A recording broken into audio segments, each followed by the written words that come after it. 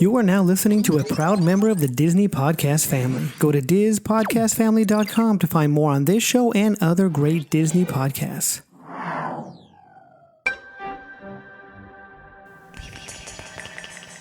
personnel, clear the launch platform.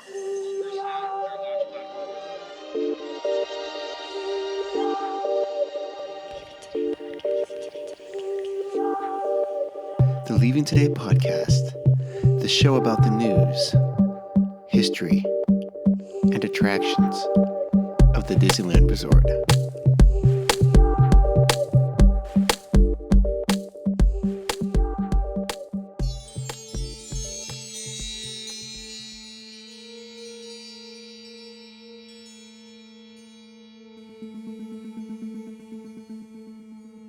Well, come on, Wendy. Let's go. But where are we going? To Neverland. Neverland.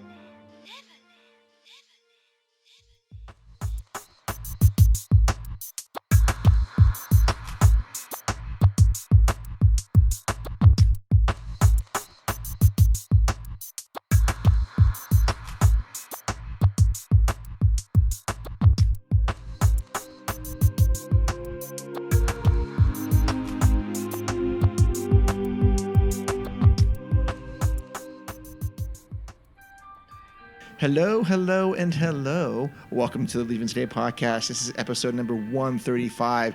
Thank you so much for joining us wherever you are and however you are. My name is Mark, one of the co-hosts here. Sitting to the right of me is the Trailmaster of Puppets himself, Udi. Good evening. Good evening, sir. Jess is working this evening. She's been pretty busy, but we wanted to get a show out because it's been a while, and it just... I guess I'm going to apologize because I've been extremely busy.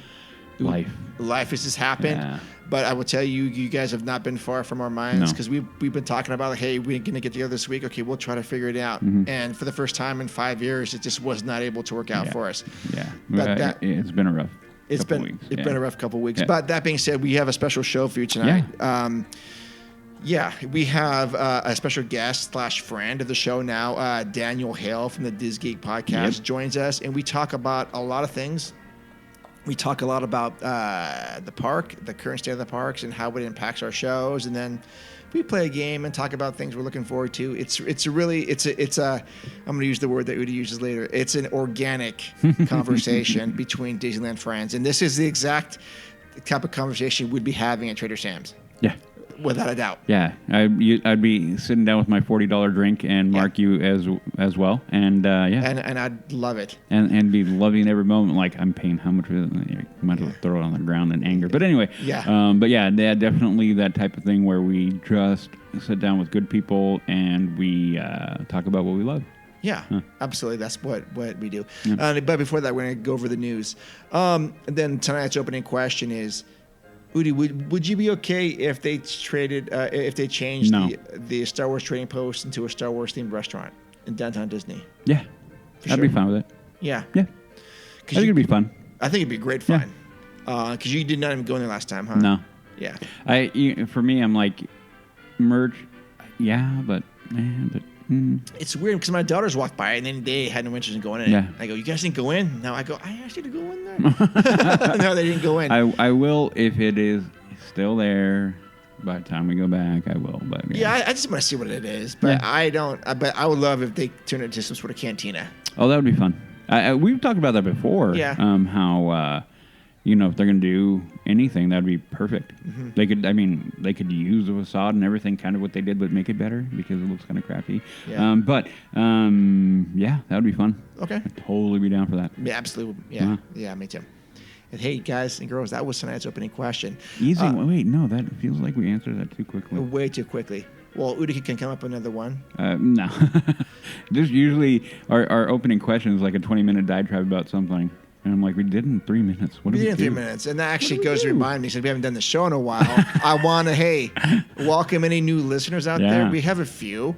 The water is warm here. We know that you'll find it to be warm. Yeah. And those of you who are part of the LTV family, welcome home. Yep. If you guys want to support this show, we make it really simple for you. Just go to leavingtodaypodcast.com. We have a Patreon link. It's a $1, a $3, or $5 contribution, a one-time payment or a recurring monthly payment. It's super, super easy. For that, you get a T-shirt or some merchandise, and you get to be on the show. And those of you who have not been on the show yet, what are you waiting for? We need you on the show. We have a couple. And we also have T-shirts that you can buy on TeePublic. Mm-hmm. And maybe we'll get some new ones out soon. I don't know. I'm going to get working on that. Yep. Yeah. So that's how you can do it. And then, again, however you're listening to us this afternoon, if there's any sort of mechanism for you to rate us or leave a review, but just please take a few minutes out of your day and go, oh, yeah, I really enjoy it, or no, this isn't what I want. We want to hear what you can, or what you're thinking, so we can maybe change it for you, or maybe we won't change it. That's how we are. Yeah, I mean, no, we're always open to discussion and criticism. Yes. I'm not that good. We're not that good where we're going to be like, nah. Nope. Nah. That's not us. Nope. We always want to hear what Not you're maybe saying. me, but not you. Right. Yeah. I'm kidding, kind of. Okay. Yeah. Okay. So, all right, it's good to be back doing this. Yeah, and with that in mind, Yeah. there's a bag in front. Uh-huh. I had our good friend Joe, who was down in the park, pick up something from me to you as kind of like a thank you for all the hard work you do. Oh, you're killing me. This is completely unscripted here. Yeah. So I brought it. Oh, okay. I asked him to grab it for me, and he did. And I appreciate that, Joe, when you listen to it. And I already told you face to face. I think I bought you like 3 or 4 beers already. So thank you. But that being said, like I said, this was for me because of everything that we've been, as a show over the last year, as the LTV family, the hard work that you put into it, and keep kind of keeping the train going down the track. It isn't a one-man show, but it is like a one-man driven at times. So yeah, that's my small way of saying thank you. So I might add, it's very rare to get a gift from Udi. It is. This is not very. This is maybe once a year. Yeah, for Christmas. For Christmas. Other than that, otherwise I'm like, nah, you go buy it yourself, man. That's exactly right. I'm very honored. So let's see what this is. Oh, it looks dark inside. Yeah. Oh, it's black. It's blue. Whoa. Oh, look at this. All right, so this is the iconic May the 4th Be With You for 2021. Is this the back or the front? What is That's this? the front. Oh, okay. And it's dark blue, and it's at first I thought it was just a TIE fighter pilot, but it's a split screen, split image of a TIE fighter and an X-wing fighter helmet, and it's blue and orange. Awesome, dude. Thank you so much. You're welcome. I will wear it with pride. Yeah. I got mine, and then I felt like a jerk to him. Like, man, I know Mark would have liked that. It's got, it has the Disneyland, wait a minute. Logo, yeah. It doesn't say resort, though. No, I love that. It does not say resort. I know. I'm like, woohoo. I saw that, and I'm like, yeah, buddy. Oh, dude, thank you so much. You're welcome. Thank you. Oh, and look, it's kind of shiny, right? Yeah. It has a reflective where the goggles are, yeah. Oh, awesome. Dude, thank you so much. You're welcome. You're welcome. Very rare for Rudy. Yeah, I figured you'd like that. I love it, dude. Yeah. Thank you so much. Yeah, you're welcome. I'll wash it and wear it. Or maybe not wash it. I'll wear it. I don't know. Yeah. It's not going to fit. It's too small. No, I'm kidding. Oh, it's 2X, right? Yeah. Oh, yeah, that's fine for me. I got you. Remember, you're a behemoth of a man. Yes. So I got to remember that. Anyway. All right. So with no further ado, we also give gifts on the show. Let's go to the news. Yeah. You listen to me now. You are talking about things that you do not understand. Okay. You're talking about things you do not understand. Yep. And live. Yeah. Okay, so the news in random order, which is an oxymoron, I suppose, because random is the opposite of order. So I love when people say that. You call me a moron? No, I'm kidding. This is all going to be positive news because tonight's a positive show. We got a great guest and everything. Here we are in third quarter, late second quarter of 2021. the park is changing every day. And I must say, Udi, you were correct. You said if things aren't fully open by summer or something to that effect, then there something's up. And you're right about this.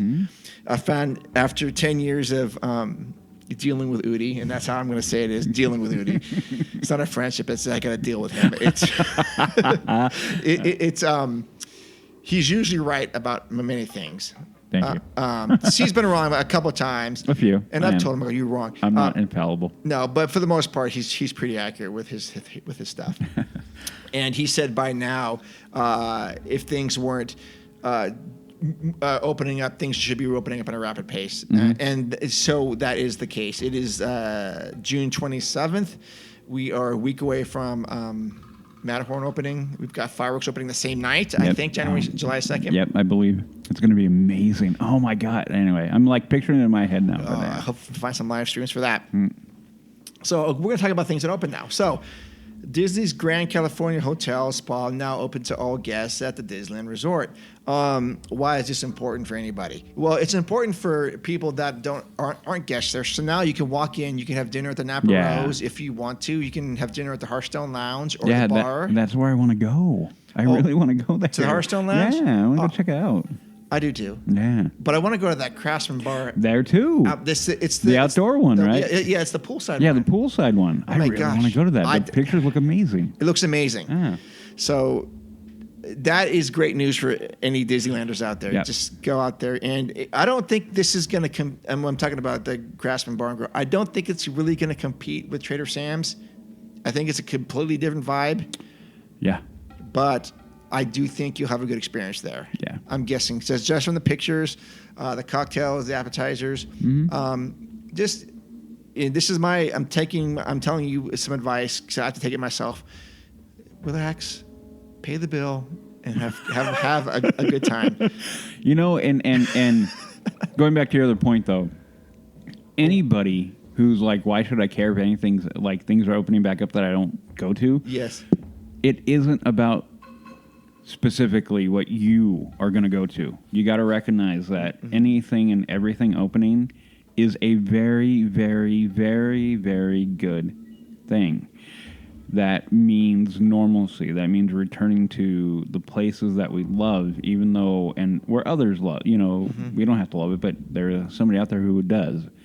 So every bit of this, and reading, Mark is great at composing our emails, so we're prepped for the show, and I'm reading over it, I'm like, oh, it is great. I'm like smiling and grinning. I'm like, yes, yes, yes.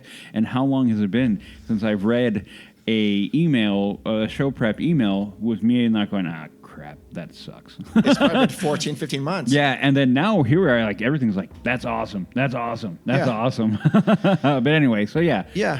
And here we go. You're gonna have more. Like this is nothing but good news, and I'm like for sure so excited. Yeah. The next thing is that Davy Crockett's Explorer Canoes have reopened in Disneyland Park. Can we talk about that for a minute, please?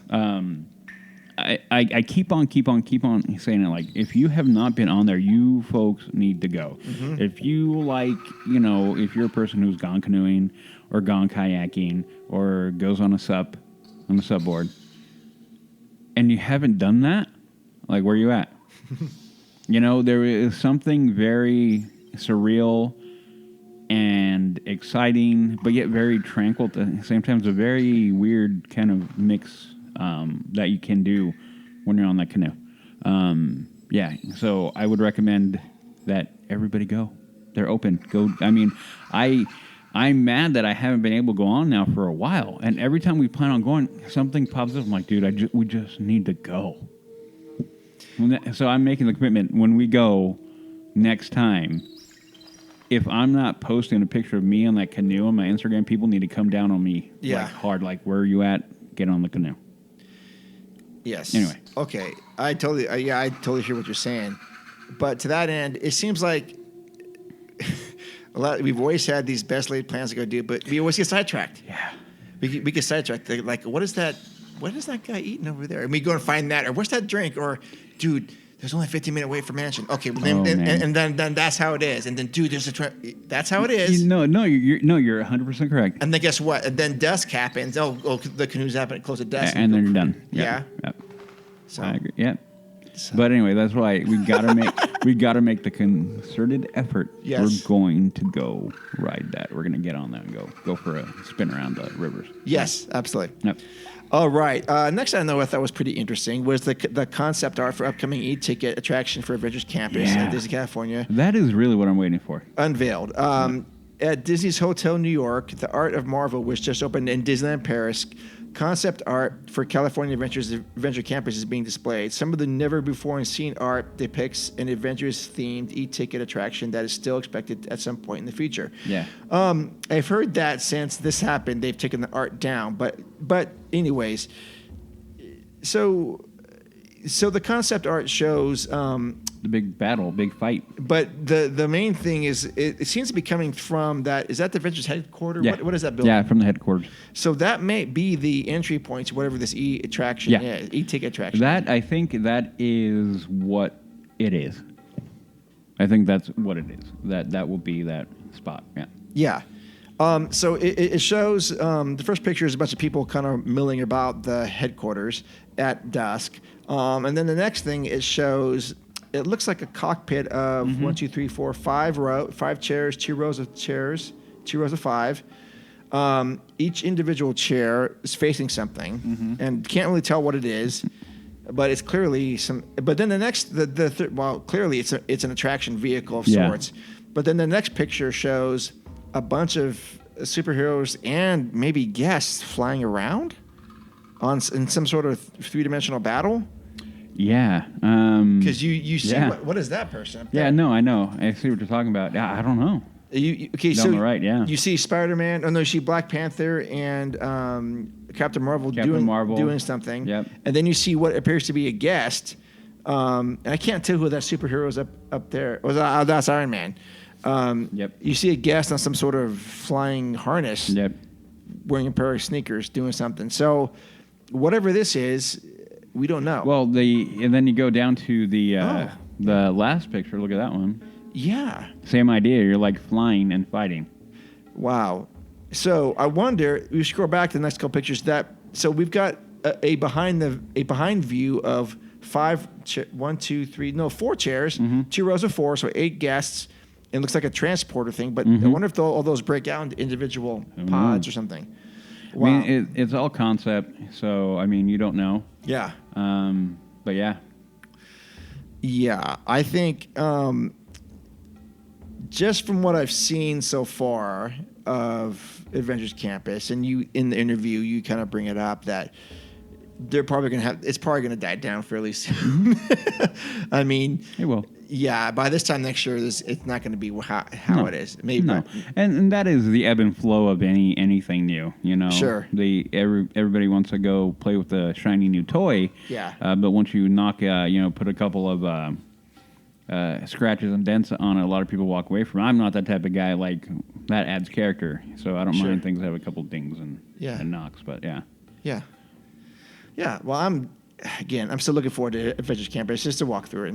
And at night, I'm really waiting for it at night because, having my limited view of it at night, when I was there and seeing the Quinjet up on the roof of the headquarters, lit up, it freaking looks amazing. I'm like, oh my God, look at that. So yeah, I can't wait. So wait a minute, could you ride Guardians of the Galaxy when you were there? Yeah. Did you guys go on it? Yeah. Oh, cool. Twice. Heck yeah. All right. The next news item is Pirate's Lair on Tom Sawyer's Island reopens at Disneyland. Thank God. Again, here's another thing. We went on it, so I'm not going to hold you and me to that standard. But again, you guys went on this last time? No, when you and I went. Oh yeah, so we definitely did. We've been there, and so within the last year and a half, or two now. Anybody who hasn't been out there, it's been a while. Or you've never been, put it on your checklist to go do it. Just go walk around, and it may not be your thing, fair, but go walk that land, that patch of dirt that a lot of people don't go on, and go experience that. It's fun. Yes. So yeah, I would again recommend go if you haven't, and it's reopened, so amazing. Amazing for sure. More restaurants. Next item. More restaurants are reopening at Disneyland Resort as we speak. The Tiki Juice Bar has reopened. Yay! Yeah. But here's the real news, everybody. This should be splashed across every television screen across. That should have been an instant alert. You know, when you get the news break from Apple News, whatever, like Yes. I do, like I want to throw my phone through the window half the time. I get one of those. But here's the real news. In fact, yeah, while you're driving on the freeway, the signs that can be changed to say traffic ahead, this is what should have been on there. Yeah, no, I agree. If I could hack them, that's what I'd be hacking. Like Rancho del Zocalo is now open. Bam! Yes, it is open. Everything seems to be right with the world again. God, because I posted a picture from when I went, and having the doors closed, and I looked at it, I kind of had I could have had that moment of like sitting on a bench. Like I would have put a little seat on the floor, even sat on the floor and just kind of put my head down and been like, this is a bummer. Because I did. I walked by it like 3 times. Like, I can't keep on walking by here. Jeez. It's making me sad. Yeah. I love that place, Yeah, man. that's another thing. We like to do a lot of advice on the show sometimes. And Rancho is such... Everyone loves that place. How can you not? Again, man, I'm going to go here. If you don't like Rancho del Zocalo, I don't know if we can be friends. Well, you see, I don't like Mexican food.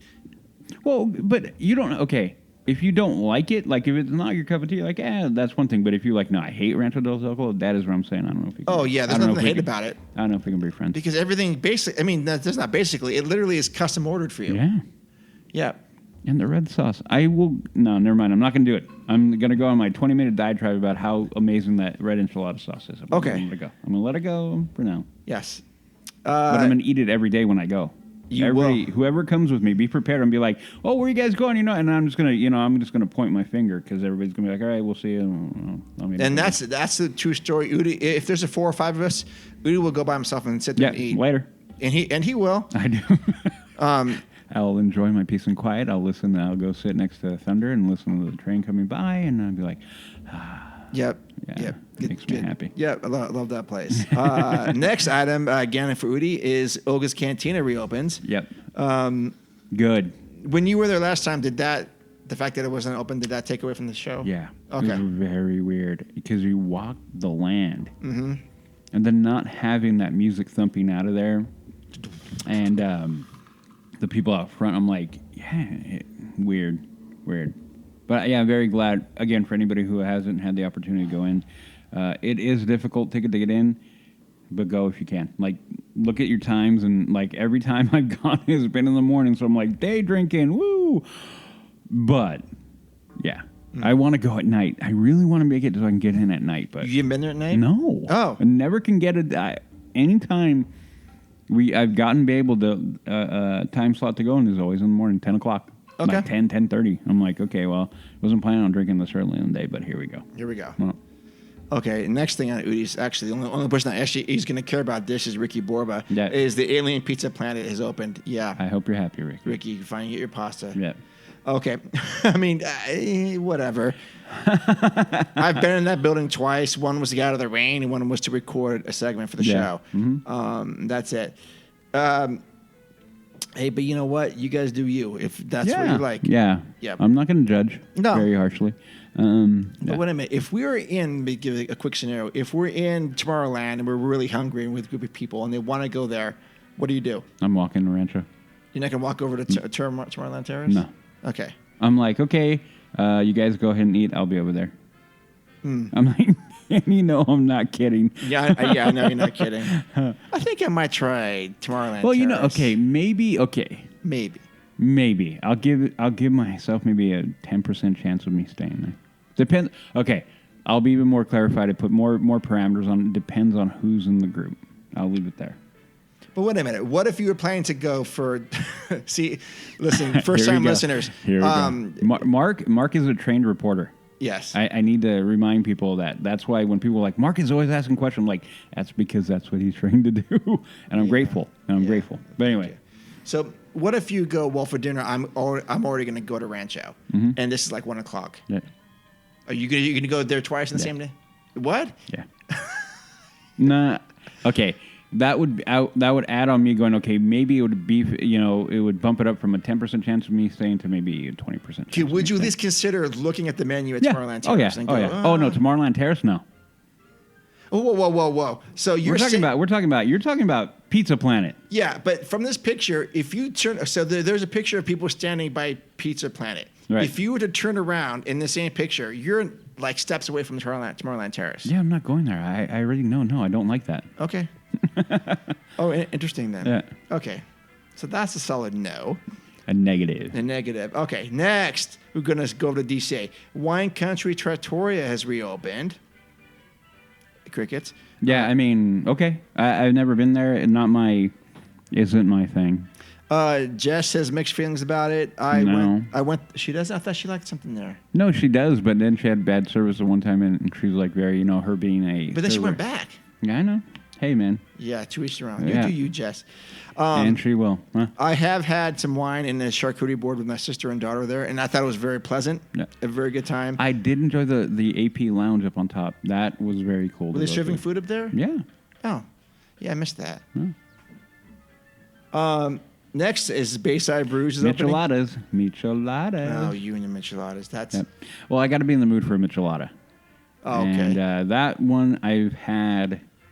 From there, I've had 3, I think, maybe 2 or 3 micheladas, and I had one that, for whatever reason, was not good. Oh. Like the mix was, I don't know what it was. It was weird. But the other two, I'm like, it was great. But anyway, yeah. Okay. But I'm glad that is, and they have good beer there too. So. Well, can we zoom in and see what the beers they have there? You can probably go onto the app and find it. Yeah, I'm not doing that right now. No. Oh, okay. Fireworks are returning to the Disneyland Resort on July 4th. I thought it was July 2nd, but I was wrong. July 4th. So this is great. How appropriate. That is very appropriate. A week from today. Yeah, because I will be. Where are you going to be? I'm going to be home, Oh. but I will go there real quick. This is breaking news. Well, no, it's more of a personal thing. I put up the flag that my dad and mom got years ago. Flag was handmade in 1976, and by a couple, and they've had it for a while. Mm-hmm.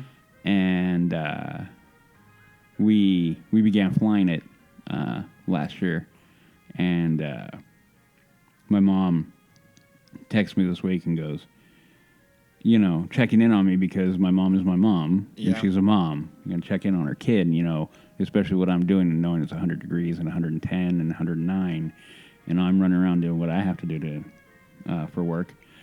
And then she goes, how are you doing? And then she followed up with, I think it's time to put the flag out. Oh.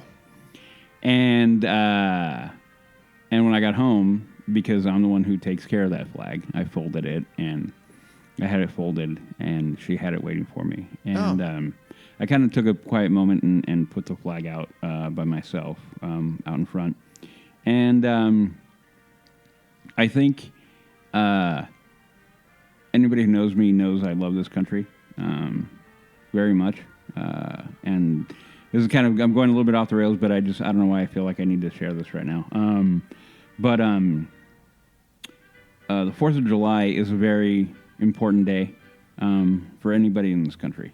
Mm-hmm. Happy with what's going on or not, liking what you see or not, doesn't matter. It is a day to unify under that flag.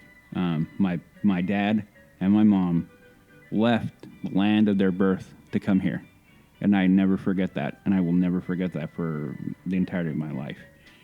And when my dad looked at me and handed me that flag a little bit over a year ago, mm-hmm. and said, it's time to put that up, it is a moment I'm not going to forget. You guys hadn't been flying it for a long time? No, I flew it for the entire month of July.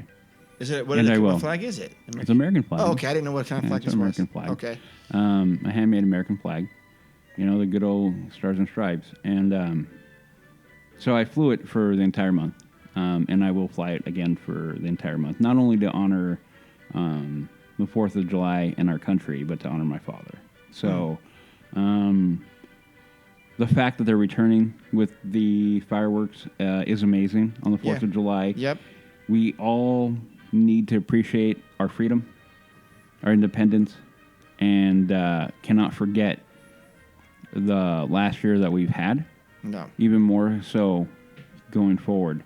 4th of July is a big deal. Mm-hmm. You need to make it a big deal. We're lucky to be where we are.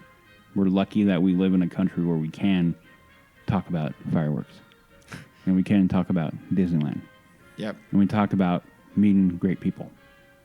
Think about all the freedoms we have, and then think about how many countries in this planet that you do not have that freedom. But we are a free country, and it has enabled places like Disneyland to be. Yes. And look at what that freedom has done for good in the world. So we're not perfect. We never will be. We never were. We never will be. But we've done far better for this planet and for ourselves than bad. So just remember that. And then with them doing the fireworks, my God, I hope it is an amazing display. It will be the first time they've done it in since March of 2020. Yeah. Yeah. I hope it is amazing. I hope they take everything and they make it and they wrap everything in the red, white, and blue on that day, because Walt was a huge patriot and loved this country. Mm-hmm. And the roots of Disneyland and Walt Disney and the family, everything is grounded in this country. It is, yep. So I hope with everything in me that is an amazing display. And I hope anybody who gets to see it in person and on however you see it appreciates what it is. So I'm so happy that they're doing that. I'm really excited. And everybody knows I'm not a huge fireworks guy. I like them. But like for this one, I'm kind of want to be there. There's a part of me that wants to be there. Well, I'm going to see if I can somehow tune into that. And, someone's going to record it, so I'm going to watch that. And I agree with you. Yep. That would be a great time to be there. Yep. Okay, next item, which is the last news item. Yeah, it's a news. Listen, we're going to end on a very good note. Everything's been a good note Everything is great. The Disneyland Hotel reopens this Friday, July 2nd, along with Trader Sam's Enchanted Tiki Bar. Oh, my God. Again, everything seems right with the world. As we move forward, man. Yep. Yep. So stoked that this is coming back for guests. Yep. Because I would imagine that when you were down there a month and a half ago, whatever it was, Ben, you kind of were thinking, a month. You were thinking that, shoot, if Trader Sam's were open, you would have stopped in. Oh, yeah. Probably. That evening that we were there, we were only there for one night. I would have, instead of Jess and I going back and grabbing a slice of pizza around the corner and then going back to the hotel room, I know we would have gone there and hung out there probably for another hour or two. Oh, yeah. Just hanging out drinking because it's freaking Trader Sam's. It's Trader Sam's. So,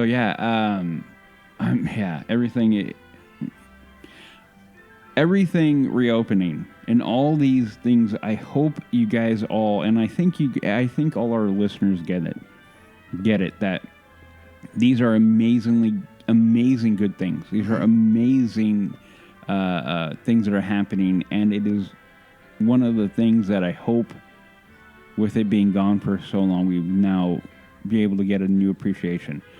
And let's not let this happen again. No, we can't. Okay? So you take that as you want, but let's not let this happen again ever. Mm-hmm.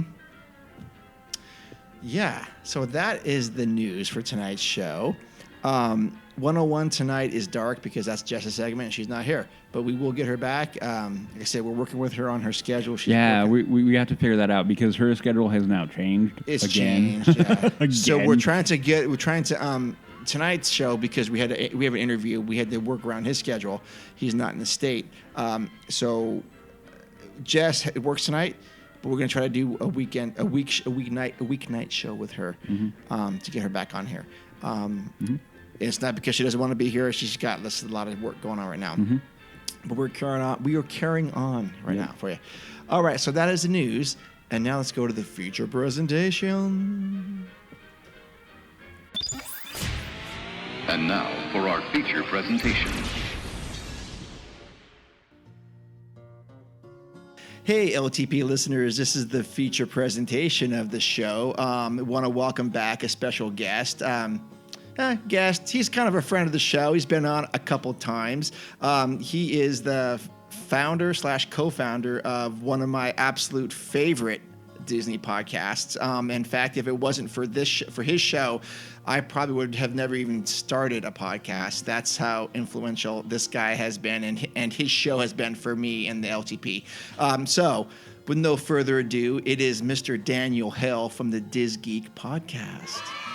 Hey. Hey. How's it going? It is going super fantastic out here in Northern California, where it's a blustery 103. Yep. Oh, man. Oh, yeah. It is ridiculously hot, but you know what? We're keeping it cool. We're inside having some libations, I guess. A beer. Yep. And talking to some cool people out in North Carolina. Yeah. That's right.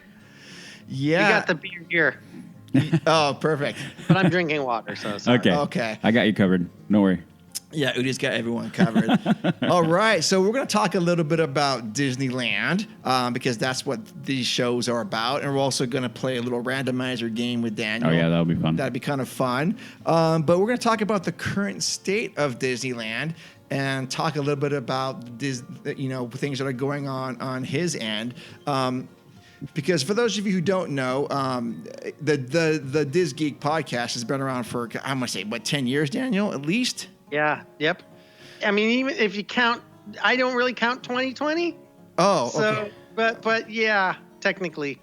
Oh, yeah. Okay. So 10 years of doing this stuff. And so if you even start a podcast about Disneyland to begin with, that means you're passionate about it. And you guys have been just knocking it out of the park for the better part of that time. Well, we won't count last year because last year was just craziness. But we barely showed up. So you barely showed up, and that's what I wanted to talk to you about. And here's one of the cool things about having a podcast is that your very own podcast is if you listen to other shows, like I listen to the theDisGeek, and I'm thinking, you know what? I haven't heard much from these guys in weeks and months. What's going on? I want to hear their voices. So instead of just waiting for them to show up and do something, you know what? I'm going to call them. Hey, I want to hear your voice. I want to hear what's crack-a-lacking in the theDisGeek world.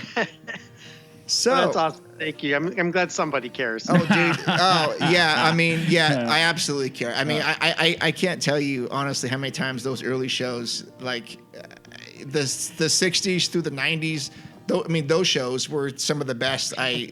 I mean, with you and your brother and Jay just going off and just laughing so much, and it's ridiculousness. Yeah. So let's talk about the current state of Disneyland and what your thoughts are about the year, how it impacted you as a podcaster, and how they've opened up. How has that impacted you? Has it kicked in your gears to do more shows, or are you like, okay, I need to take a break from this because I'm just not happy with what's going on? Or you tell me what's going on. Well, yes and no. Okay. I'm excited to do shows again, mostly because I'm excited to get together with the rest of the folks who are on that show. Yeah, for sure. Tommy, Chris, and Jess. We have a Jess as well. Yeah. And I'm more excited to just kind of hang out and talk to them, and then we all just get on and complain about Disneyland. And then we edit out like the parts where we're not complaining. But when I say complain, like it's more just like things aren't the way they used to be. And the way I like to do our show has been greatly impacted by everything that has happened over the past year and a half. You know? Yeah. One of the things that when we first started, my whole thing, especially when Paul left, our show changed focus. And people freak out when I say this, but like the way the show ended up becoming after my brother left was the show I always envisioned it to be. Like Paul going off the rails, like the way he used to always do. I would sit in the back like, what are you doing, man? That is not what that's not what I wanted the show to be. I always pictured it to be like, if you're familiar with Leo Laporte and This Week in Tech, my goal was to always I wanted to be the This Week in Tech of Disneyland podcasts. Okay. And I think what was a huge benefit to us especially in those early days, is that every single weekend, one of us of our whole group of our show was at the park. We were always there. Jay wasn't there as often, but like myself, I was there all the time with my family. Tommy and Chris were always there. They're our family, you know, Tommy and Chris are father and son. Yeah. And so, you know, they were always there. And so every single weekend, at least one of us was probably there. And this went on for a long time. And what was cool is that when we can talk about the topics of Disneyland and some of the, you know, they're topical at the time when they were recorded. One of us had some input or an opinion on things because we're there to witness it and we've seen it with our own eyes. And like, if something whack is going on at the park, we can like see for ourselves. Yeah. Like, is this just a bunch of internet people screaming, or is it really not that bad? You know what I mean? Like we had our own sort of view on things.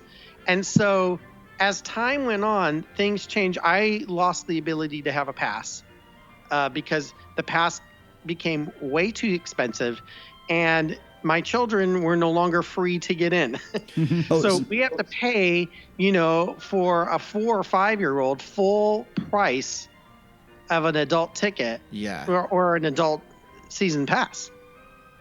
And they're creeping up, and it finally got to the point where it's like, well, we could pay off our debt, like Dave Ramsey says. Yes. Or keep going to the park and just continuing falling down the well. And, you know, we decided to do, you know, pay our debt.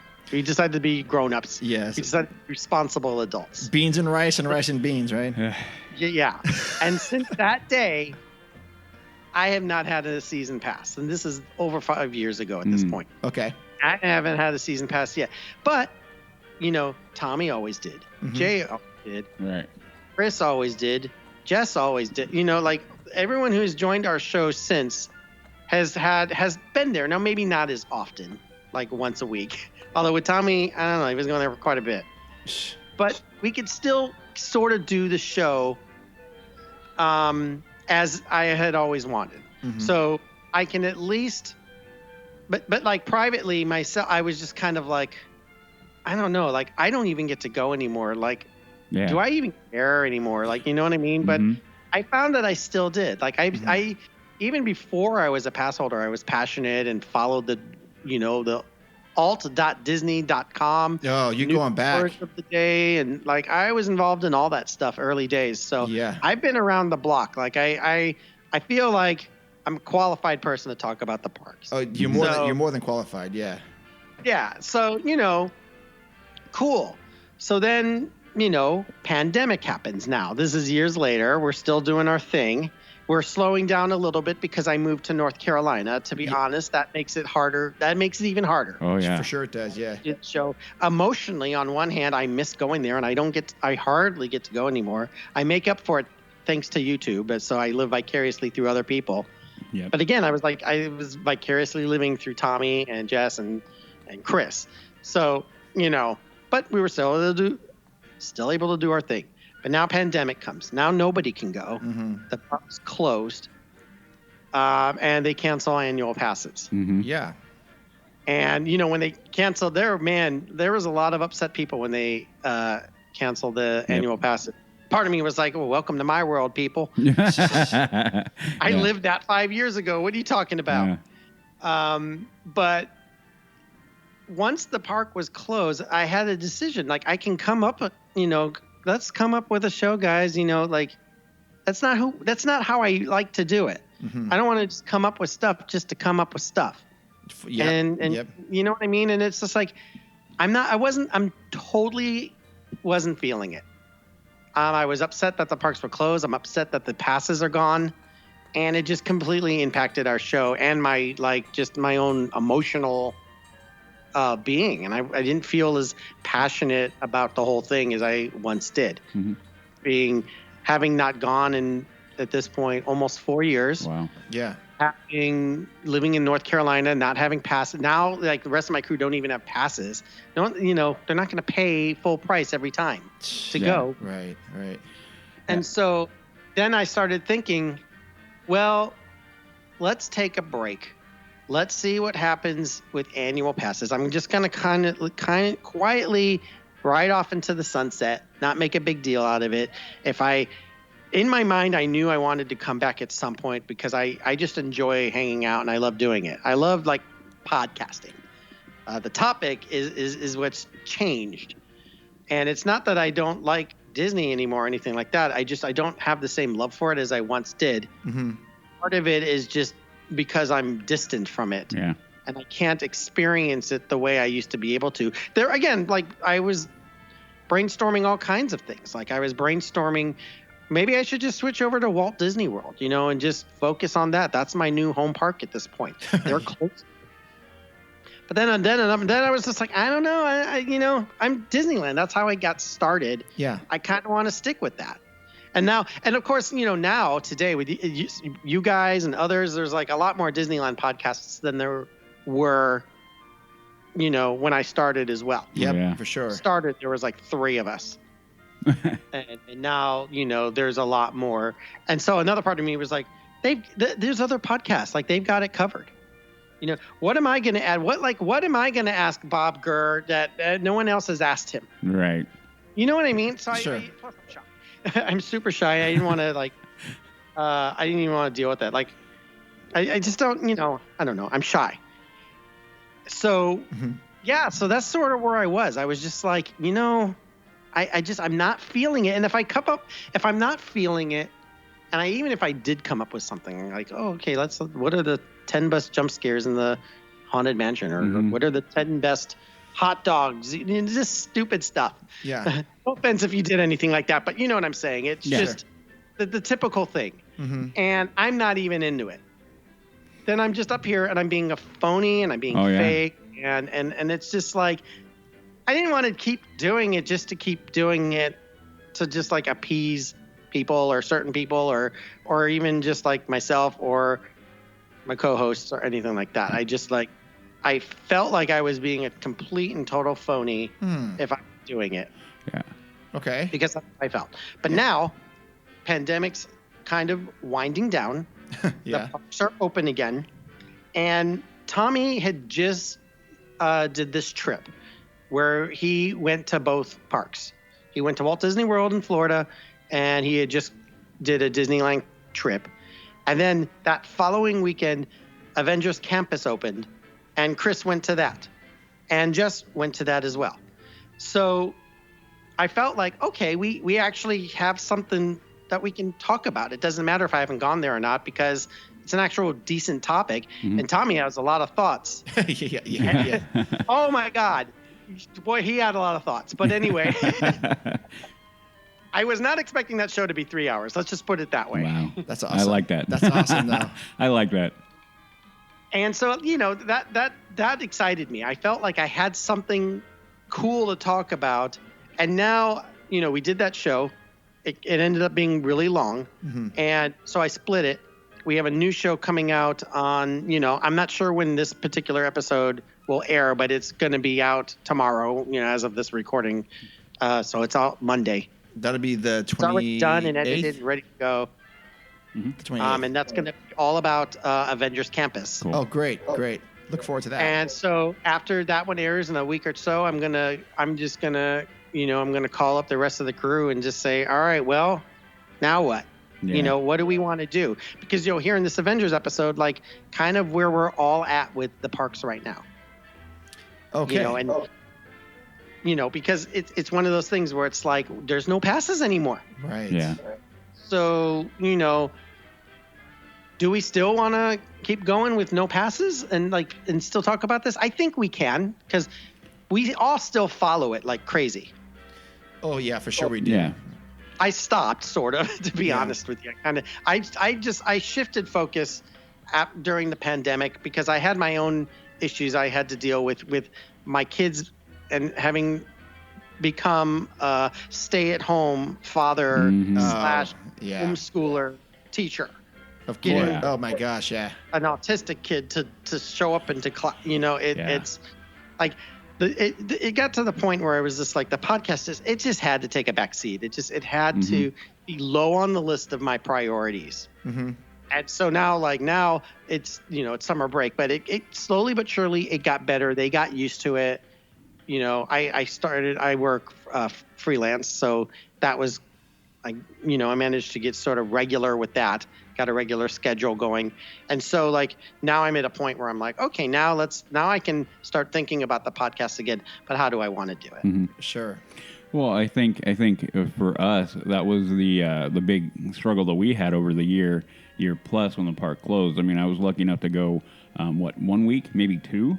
I think it was 2 weeks before they officially closed down. Mm-hmm. And yeah, I mean, I think Mark and I can relate, and along with Jess, I mean, we've all had our life, and the pandemic affected us in ways that we had no idea that it was gonna go that way. And then yeah, I mean, definitely trying to come up with what are we gonna talk about. I mean, we could totally go down negative town and talk about how everything is horrible and we don't have the park and this and that and to be real, there were a few episodes where we were down. I mean, sure. you can't hide that.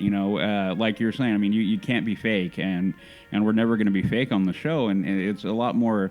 I think people appreciate it when we're being honest, and even though it might be negative and some people may not enjoy that, end of the day, we're being real. We're talking honestly about the park and what we love.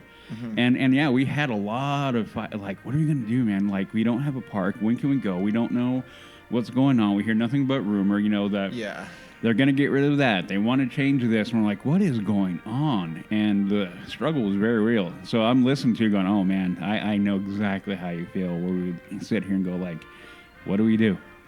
What do we do? And then just you guys always have always had that luxury of and I say the same thing about Nostalgia or a show like that, is that they've always from the beginning have done the show from afar. Mm-hmm. And so they're used to sort of doing it that way. Mm-hmm. Our show's completely different. We were used to being there all the time. Yeah. And so it's like a different mindset I have, because I'm like, that's what made what we do different. Mm-hmm. Is that we're not in North Carolina. Yeah, I am now, but you know what I'm saying? That's kind of like what our thing was. Yeah. And I was like, we're the locals. We're there. I think it was us. It was Window to the Magic. They went all the time. Mm-hmm. Paul Berry goes all the time still, I think. And a guy named Luke Manning who did the Disneyland Gazette. Oh yeah. And that's right. we it was like the three of us and we were all friends. So it was cool too. Yeah. Mm-hmm. And then there were bigger shows, but they weren't there. True. Yeah. Yeah. I mean, so being so far and pandemic. And so it's not only am I not going, nobody's going. Yeah. No one's going. So, yeah. So that was definitely tricky, but things are looking better. I am not sure if annual passes are going to come back. Unfortunately, my gut is telling me they're not. I agree. Oh, I agree. I see the crowds that are coming to the park, and why do it? They don't need it. Annual passes were born at a time when Disneyland was kind of hurting for attendance, and which is hard to believe that that's a thing, but sure, it was. I mean, it's still crowded, and it's people go to the parks and go, God, it's so crowded, but to Disneyland, not really. No. During those days, so they created the annual pass holder program, in my opinion, to kind of boost attendance, and boy, did that work over time. Yeah. And now they're at a point where they don't need annual passes. The people are showing up in droves.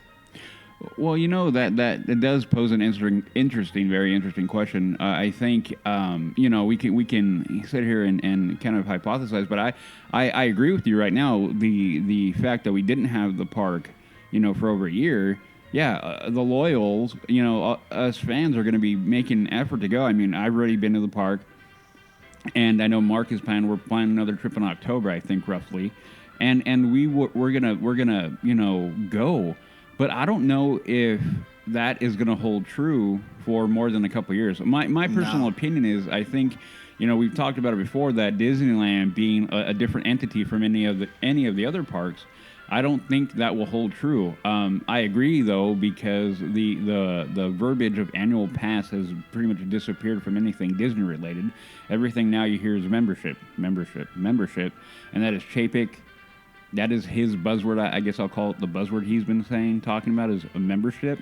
So yeah, I agree with you that APs are gone. I think they're gonna, as we knew them, are gone. I do think though that we will get something, and I don't know, man. I have that feeling of the local park of it being Disneyland being as local driven as it is. I think there will be a major pushback if they don't do that. I could be wrong, but that's the way I feel. Like right now, there will be a lot of pushback. Like, whoa, hold on, what are you saying now? You know what I mean? Like, hold on, we want the park back. I think to me the question is whether Disney will care about that pushback. And that is a good question. Because I mean, I hate to say this, like to anyone who's listening, like you're going to sit there and say, I've been a pass holder for 10 years and I'm loyal and I've been going. They don't care about you. They care about the people who show up, especially like the people. And I admit, I fall into this category myself back in the day, but that used Disneyland as a hangout. Back when Mad Tea Party was a thing at California Adventure. Yeah. Yes. I used to say like that they turned it into a club atmosphere. It was awesome. I loved it. I went. I enjoyed it. But it turned California Adventure into a local hangout. Yeah. And I was like, I don't think Disney's liking that. I mean, the only thing I guess that was good for Mad Tea Party was the nice spike in alcohol sales that they got. But you know, they want people with lots of money showing up and spending it and buying food and buying merchandise and buying souvenirs and all that stuff. And paying full price to get in. And like us pass holders who didn't pay, we paid once a year. And then sometimes we bought food. We probably, sometimes we bought merch too. But like, obviously everyone's different. But I know when we went, we bought food a lot, but we hardly ever bought merchandise. Mm-hmm. Yeah, no, I fall into that category. I will buy merch every once in a while when I see something really cool. Yeah. But overall, yeah. The one thing though, is we don't eat, or I try, and I don't think I hardly ever eat off property now. Whether it be in the park or downtown Disney, I'm almost 95% of the time eating on property. Oh, yeah. Yeah. And the market for food is good. We had our tradition, and we'd hang out for a little while, we'd go on some rides and have some fun, meet up with some friends, and then we'd go and eat at Shakey's. Oh, Shakey's. Shakey's up, bunch of lunch. Oh, my God, yeah. Oh, man, we don't have any more here. Like right there. Yeah, I remember that. Well, we're supposed to, some listeners want to take us to a place called Northwoods. Yeah. Down there. Do you know where that is, Daniel? Say again? There are some listeners that are down there that when we go down to the park next, they want to take us to a place called Northwoods. No, Northwoods. I'm not familiar with it. Oh. I've been there in 4 years, man. Okay. I don't know what's around. Okay. Well, walking the area a month ago, it was weird, like that weird, odd, familiar. Like, okay, all this feels familiar, but it was still off. A lot of the restaurants and everything else was, still around, but it had that odd feeling, very odd feeling. I'm sure. Yeah, I'm sure. Oh, one thing I know we're changing subjects, but back to the podcast and taking a break from it and coming up with stuff. As Udi had mentioned, it was a real struggle for us to come up with something every 2 weeks, and we did have many top 10 lists and top 5 lists trying to come up with something, but a couple of things that I found to be quite interesting was that we turned to more interview-based shows where we got to talk to other people like yourself, and just to talk to them about what they're going through and what they're thinking, and that was really, I think, it was sort of therapeutic for us to talk to other people, and listeners would message me saying, thank you so much for doing your show, even in the middle of all this stuff, because I found out that people still wanted to hear something, and they wanted to feel some sort of sense of normalcy. Like, okay, Well, for every 2 weeks, we get to hear the LTP bitch and complain about something, which is what we did. And I think it helped connect people. And even like for me as well, I was feeling like isolated and pissed off and like what's going on. But it definitely helped me to go, okay, in 2 weeks, I get to hang out with Jess and Udi.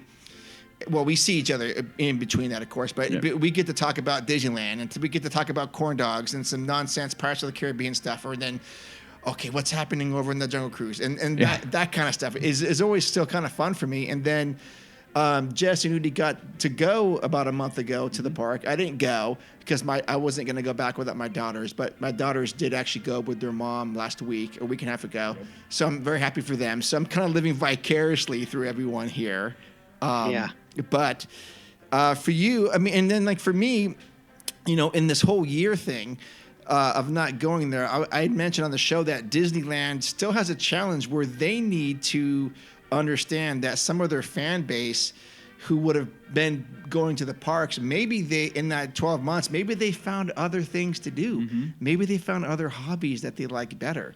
You know, for me, in that period of time, I was able to buy a house and think, well, I could save up to go to the park because there's no annual passes, or I can finish my backyard.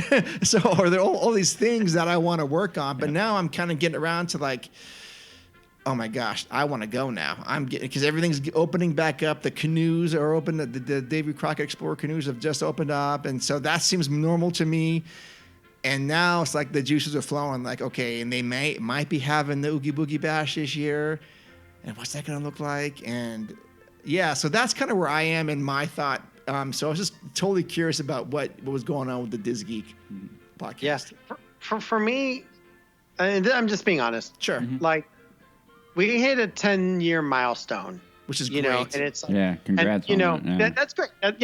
That's all good. Yeah. But I felt like I ran like if you run a marathon and you cross the finish line and you finally just feel like I did it. Yeah. You know, like you want to just like pass out. Yeah. I felt very, very tired. Oh yeah. You know, I felt like I hit this milestone, and then I was just like, okay, I did it. And one of the things that kept me going over the years is that I wanted to say I've done something for 10 years. You know,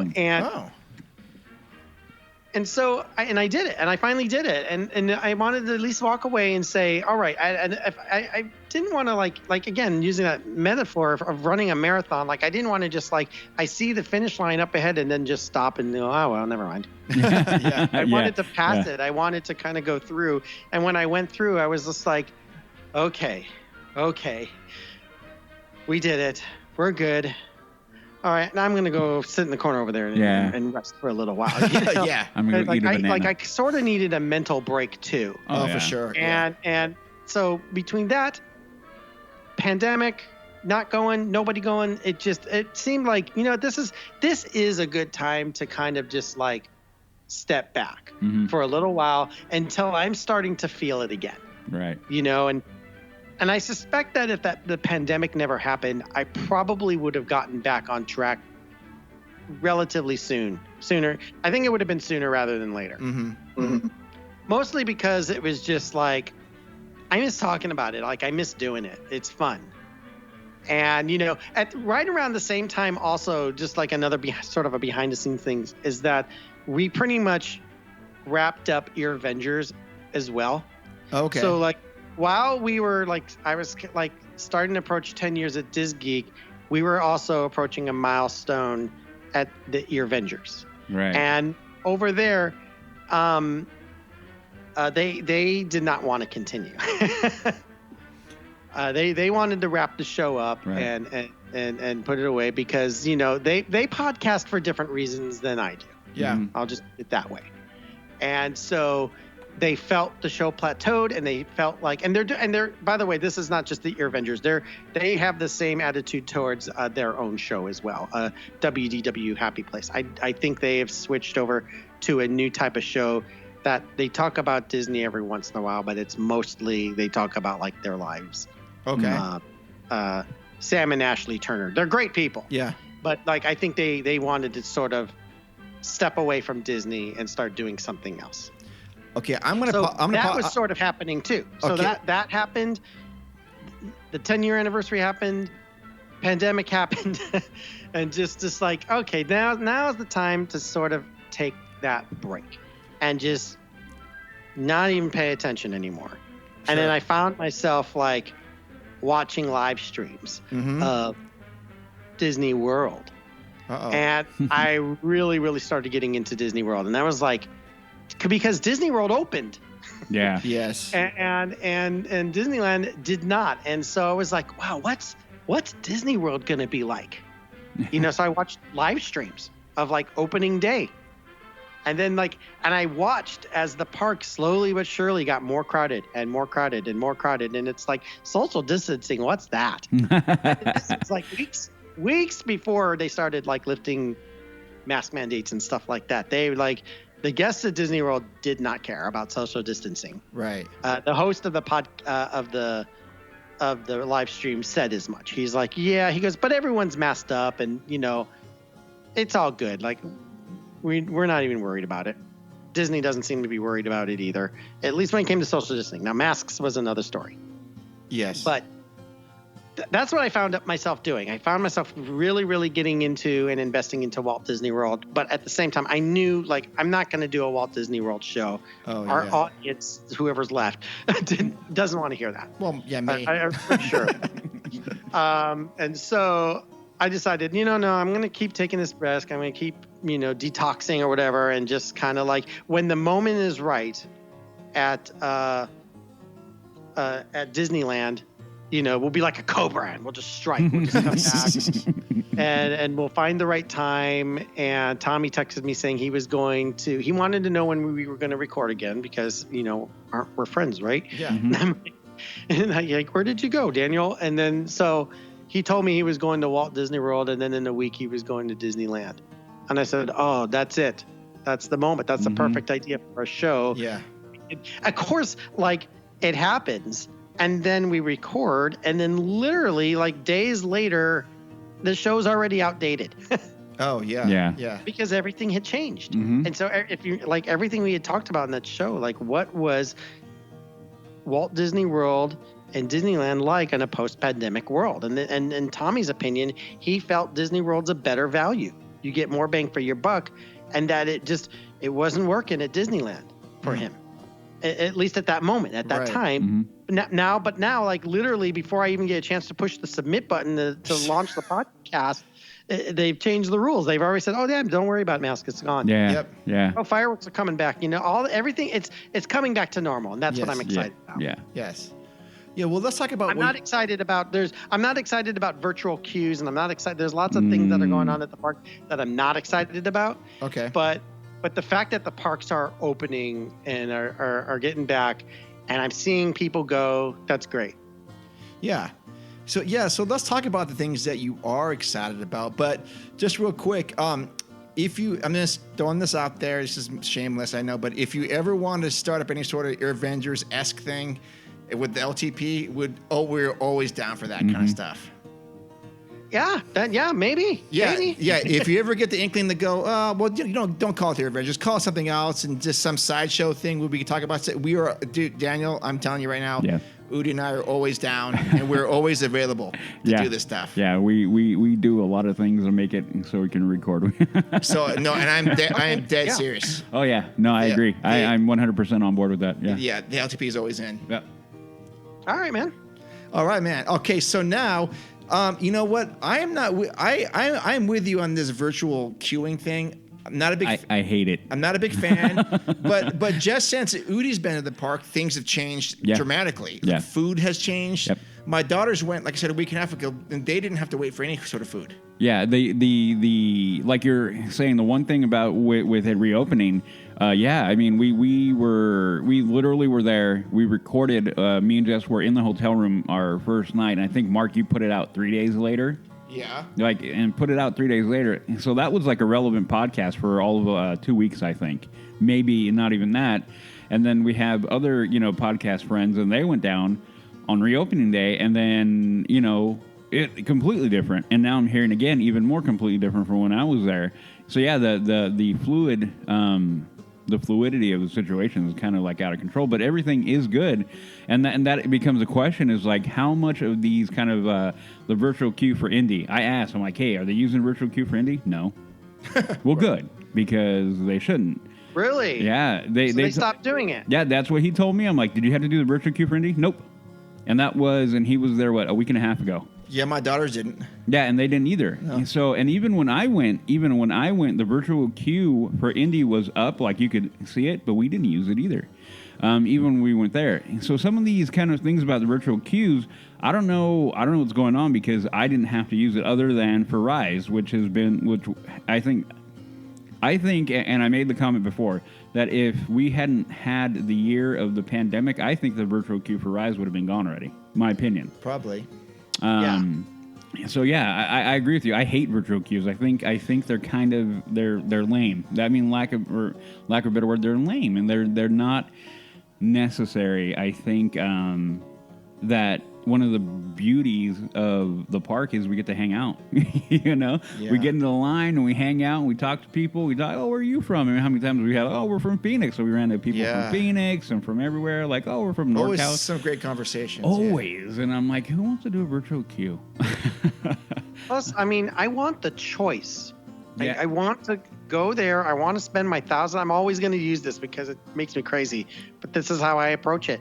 I'm going to take that $1,000 I just spent to walk in the door, and I want to go to, Rise of the Resistance, and I want to see, oh, it's a 3-hour wait, and I want to make that decision. Mm-hmm. I'm going to wait in the line because I paid the money and I want to see this thing. Mm-hmm. Oh, yeah. Or you know what? It's probably not. I mean, I hear it's good, but it's probably going to break down anyway. So we'll just skip it and we'll do other things. But I want that choice. Yeah. And this virtual queue thing, you don't have a choice. You got to fight cell phone towers and other people. Yeah. And it's stressful and sitting there hitting a button over and over. Sure. The same thing with web slingers. I heard when Avengers Campus opened, that opening weekend was a freaking disaster. Mm-hmm. Dude. Okay, so hold on. In a lot of ways. On that Friday, it opened up. I think it was June 4th. I'm working. I've got two monitors. On one monitor, I'm actually doing work. The second monitor, I'm watching a live stream of the event. The people were doing it.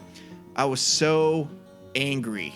I was like, there's no, because when tickets first came on sale, I was thinking, okay, I want to go on June 4th. I want to go to this. And then they sold out within, minutes. And then they somehow, made more tickets available. And I go, well, let me try that. And then that got out. So anyways, I'm like, fine, I'll just watch it live.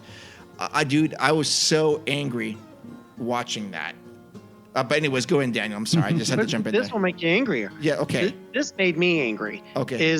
I was reading about it like the next day or so, and I was reading like an Orange County Register article, or maybe LA Times. I don't remember exactly where I read it. But they interviewed a dude who wanted to be the first in the land. Oh. And he got like 2 a.m. with his kid, and he was first in line. And he was there, and he was waiting, and he did not get to go on web slingers. Wow.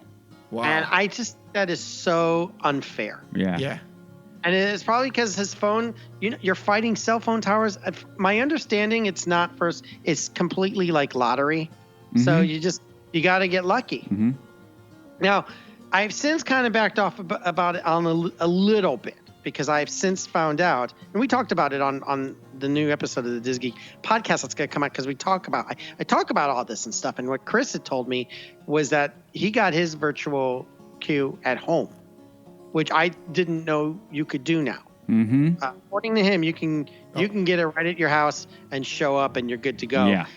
I know when they first came out, you had to be there. You had to be on the spot. Yep. And so I thought that was still the case. No. I felt a little bit better about it. Well, okay, at least you don't have to like wake up at the crack of dawn and stand there in front of the line since 4 a.m.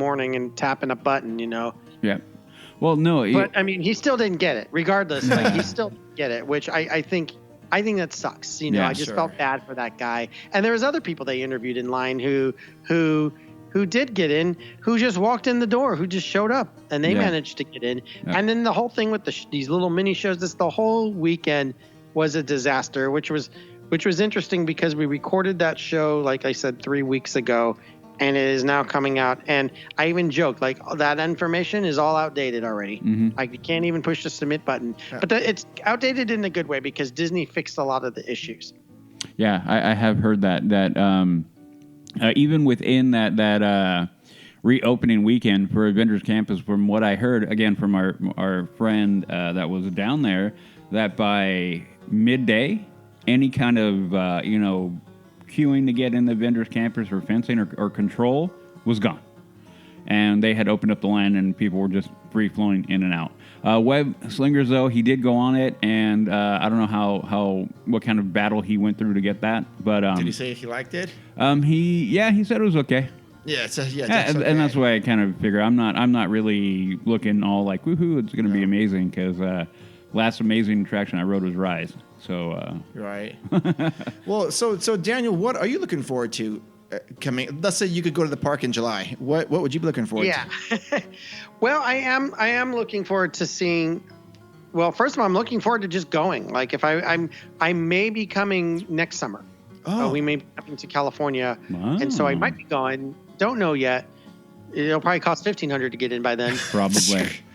But I'm just looking forward to seeing all the things that I have not got to see. Like Red. I haven't seen that. Rise. I haven't seen anything with Star Wars, Galaxy's Edge. I've seen none of it. Wow. I've seen videos of it, and I no video in the world will do justice for Rise of the Resistance. Correct. I'm sure. Correct. You're absolutely correct. I told this on my show the other day. I said, in regards to Avengers Campus, like, I saw Rise of the Resistance on YouTube, and it made me want to jump on a plane and get down there. Yeah. I saw Spider-Man Web Slingers on YouTube, not so much. No. Even though I did hear that it is far better in person, the entire thing, which I believe, yeah. My co-host Chris loved it. Loved it. Cool. He said, like, he says they could have done more with it. It could have been better, but, like, for what it is, it's technologically amazing. Okay. The fact that you could flick your wrists like that, and he said the aim's pretty accurate. It's pretty good. Okay. And so he said, like, just on a technical level, like, it's pretty darn cool. But the storyline and all that stuff's kind of weak and all that stuff. Yeah. You're shooting bugs around, but what else can they do? Whatever. Yeah. But anyway, what am I looking forward to? I am looking forward to seeing Avengers. I'm looking forward to seeing that. I'm just like, I haven't seen Pixar Pier. Wow. Yeah. So just being able to go there will be cool. It'll be like a new experience again, and just to come home and hang out. I think will be great. So I'm really looking forward to just coming back to Disneyland and seeing old friends and. Yeah, for sure. That sounds great to me. I'm not totally jazzed about Avengers Campus. I'm actually more interested in, like, the theming and the transitions between Hollywood Boulevard and what are they calling that area? Hollywood. I have no idea. With I don't know what they're calling it. But that and then I had the brand new updated map, but I left it at home. Shoot. One. Okay. What area? Where Buena Vista is? Yeah. Guardians is? Yeah. What is that? What is the area called? Avengers Campus. Well, no, but the walk up. You can't go in the back way anymore.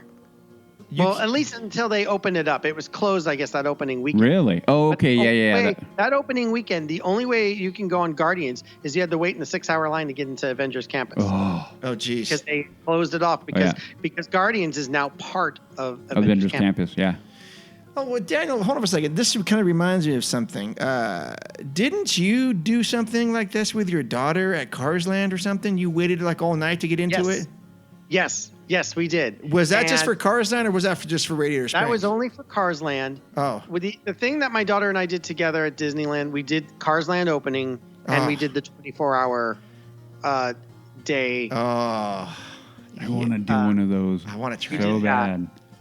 I feel that if I waited in that, if I had the experience that a lot of people had, with my daughter not being able, standing there just to get into the place. I mean, when Cars Land opened, they opened the gates and we all walked in. Everybody walked in and we went, waited in line for Radiator Springs Racers. Yes. And again, we had that choice.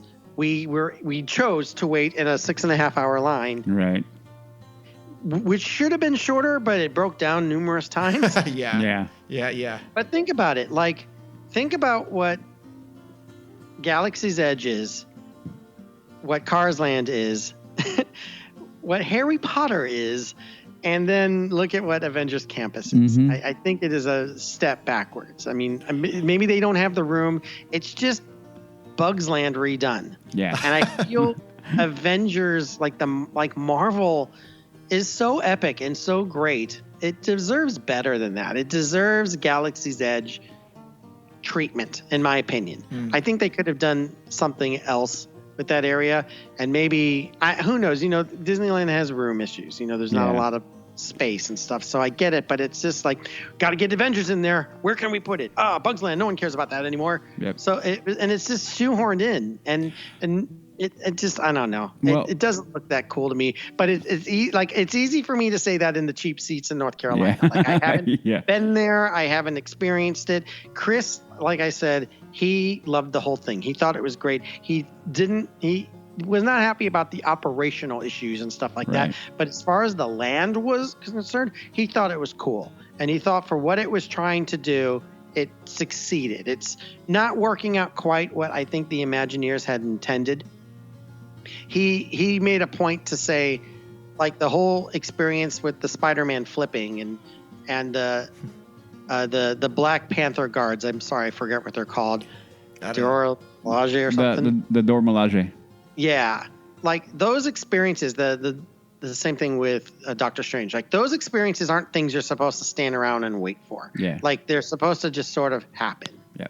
While you're walking by, and it's like, oh, something cool's happening. Like, it's supposed to be like a living, breathing land. Yeah. And with these experiences kind of just sort of randomly happening, and what was happening, especially with that opening weekend, is people are standing around waiting for it to happen because cast members won't tell anybody what time it starts because they're trying to create this illusion that, like, Doctor Strange shows up when he wants to show up. He's not on a schedule. Mm-hmm. None of these people are on schedules. It's a thing that's just happening, guys. Come on. But the problem is everyone was standing around waiting for these shows to happen and not leaving a line outside of the park. I mean, outside of the land of people waiting for people to leave.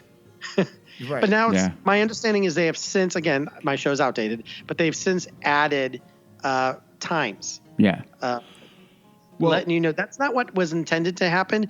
I think I think sooner rather than later, this land's going to sort of die off. Yeah. I think Web Slinger is just going to, I think that, not what's it called? We were just talking about it. Oh my God, I'm going crazy. Guardians of the Galaxy? No, the virtual queue. I think the virtual queue will probably go away with Web Slinger over time. Yep. Well, I think the one thing that they were doing, from what I understand, was like Loki. He was coming out, and apparently he was, from what I've read, and again from my friend who went, he was the most active and would pop out quite often, and probably has to do because of the Disney Plus show. But he was there, and but going back to that, I think I have a feeling that they're going to expand the land. I think they're going to start. I think Monsters is short on time. I think they've already kind of pushed that way before with having the Spider-Man meet and greet, and you turn the corner. That little amphitheater they'll have. I mean, when I was there, they were doing Captain America meet and greet, from far away. And who else was there? Black Widow. And I would not be surprised if they begin to push Avengers Campus in that direction and make it an expanded. Because I agree with you that for Avengers Campus should be a very big thing, a huge thing. I mean, And not having space is definitely the issue. But I wouldn't be surprised at all if we wind up seeing the next maybe 10 years, or if even sooner, maybe even 5, Mission Breakout kind of being the center of the land as opposed to being on the outer edge of it. I wouldn't be surprised at all. Yeah, I can see that. That'd be dope. I'm down with that. Yeah. I think a lot of people would be, and I think with Marvel going down to Phase 4 and moving forward, that is a train that I hope they manage to keep on track. I'm kind of up and down with Loki right now, but I won't go into that. What about Daniel? Yeah. Have you been on Mission Breakout, or did you move before that changed? It had opened right before we left. Okay. We left at the end of October, so I never saw it in the real version, I guess. I saw the Halloween version of it. Oh, yeah. But the Halloween version is pretty good. That is awesome. Yeah. It was great. Good, yeah. No, it was really cool. I enjoyed it. I think that might be better than the standard, even though I like both of them. Yeah. That is a debate. That's a debate. That is a debate. That is a good debate to have. Yeah. Well, they should have, if they were going to switch it over. Chris pointed this out, and I thought this was a good observation, is that they should have opened it when Avengers Campus opened. And then that would have given Avengers Campus what it needs. Oh, is like, yeah. Because even though, yes, technically this Guardians of the Galaxy attraction is in Avengers Campus, it's still a 3-year-old ride at this point, 3-4-year-old. And so, like, it doesn't have the same kind of buzz as a newer attraction would have. I think they should have just kept it with Tower of Terror and then swapped it over and had it be part of Avengers Campus reopening. I agree. That would have been massive. Yeah. Then all that yelling and arguing we had before, we could have been doing. Oh, yeah, true. For sure. Yeah. For sure. Yeah, see, now I'm looking forward to going. All this talk is getting me kind of going. How do you think I feel? I know. I know.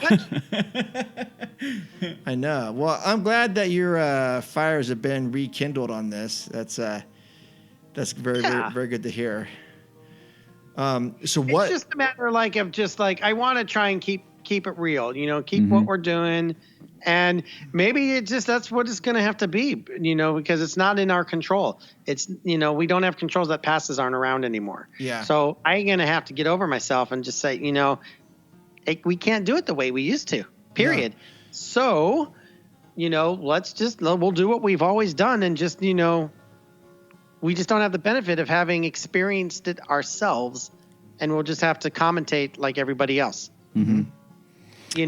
Yeah, well, we're definitely, in a period of massive change, and that is clear. And that I think that was going on pre-pandemic anyway. We could feel at least I know here we talked about it. There has been shifting and moving in the park for many different reasons, and I think the pandemic really just added a new a twist to the whole thing. But yeah, I think you're right. We're going to have to maybe get over it a little bit, which is going to be difficult. Especially for guys like me and Mark and you, like we it's kind of baked into what we are. It gets a little hard to kind of let go of certain things. So I don't know. We'll find out what happens. I really hope with the annual passes. Yeah, just in general. APs, retheming the ride, certain things. Again, I don't want to go. I don't want to go too far. We can talk about. We can talk about a lot of different things. I'm sorry. I feel like the talk was always like people online would always like, this asshole. I'm sorry. That's fine. This annual pass holder problem, that was a slip. The annual pass holder problem is such a problem, and Disney needs to do something to deal with it. Yeah. Oh, as long as you don't take my pass away. Yeah. Sure. Well, and now, I think this pandemic was just what Disney needed. Yeah, that was a perfect excuse to say no more passes. I think they've been wanting to get rid of it for a long time. Very well could be. Don't think it's much of a money maker for them. Again, you see so many people at Disneyland and you think they're making plenty of money, but Disney's mindset is not that. They're a corporation and they see numbers we don't see. Sure. And to them, annual pass holders aren't cutting it. And on top of that, it's harming the guest experience in terms of crowds and stuff, because they don't want the family from wherever showing up going, I'm never coming back. It's too crowded. And the reason it's crowded, it's because it's a bunch of annual pass holders running around taking line space away from legit people coming from out of town. Right. I think that was a common problem, and I'm raising my hands. I contributed to it. I was definitely, I was part of the problem, but I think in Disney's eyes, this was like, yeah, that's why I don't think they're coming back. Or at least when they say they're coming back, I don't even know. They might do something like, we'll let you spend $1,000 and you can come 4 times in a year. Or it'll be something like that. You know what I mean? I think it's going to be some kind of like, they were talking rewards programs, right? Yes. So like that's where this legacy pass holder thing ties in. They're tracking how much you're spending. Oh, you've been coming to downtown Disney for all this time. We'll give you a coupon, stuff like that. We'll let you and a friend, when I used to get my annual pass at Magic Mountain, they gave you a coupon book where you could like get free fried chicken on Wednesdays and you invite a friend for free and like stuff like that. And I feel like they're going to do some sort of they literally said a loyalty program of some kind where they're just going to reward legacy pass holders with perks like discounts, and it'll be based on spending, based on like, are you going to show up at these events where you spend money to spend money? You pay an admission price to get in, pay $100 to get in so that you have the opportunity to buy, exclusive stuff. Yeah, which they have already done. I sort of feel like that's sort of what they're going. And one of the things I've been saying for a long time is that I feel like that Disney's kind of taking this approach that Apple takes, where they're just aiming towards a higher end customer. Mm-hmm. Yes, and they're just talking about how a Mac and I'm a Mac guy, so I'm part of the there too. So am I. Now we are. But they use words like it's a magic mouse and it's magic and it's like the M1 process. The M stands for magic, and it's the greatest thing you ever think. And you got that shiny little Apple logo on your device, and we're going to charge you an extra $500 because that logo is there. Right. And I feel like and they cater to more like wealthier people or something like that. So I think Disney slowly but surely is inching towards that model over time, especially at Disney World. I mean, they nickel and dime you over there like you wouldn't believe. Yeah. And the thing is that people they go on people's nostalgia and stuff like that. People will pay it. Oh yeah. No, I can't help but, agree with you in part. And by the way, we call them annual pass holes, by the way. But, and then I used to get so mad when I heard that term because I'm like, that's me they're talking about. Well, we're in like company because we all have them, or we all had them rather. But, we always make that argument like, for everything that we go through, Disney is always going to look at the bottom line. For everything that it means to us at the end of the day, you look at who they put now in charge and you look at Chapek and we know what kind of guy he is. We know his drive is, board, stockholders, board members, and making money, period. So, yeah, I mean, it is extremely likely, as much as I hate to say it, I agree with you. I think they're going to move to that kind of model. And I wonder how successful it's going to be. I really do.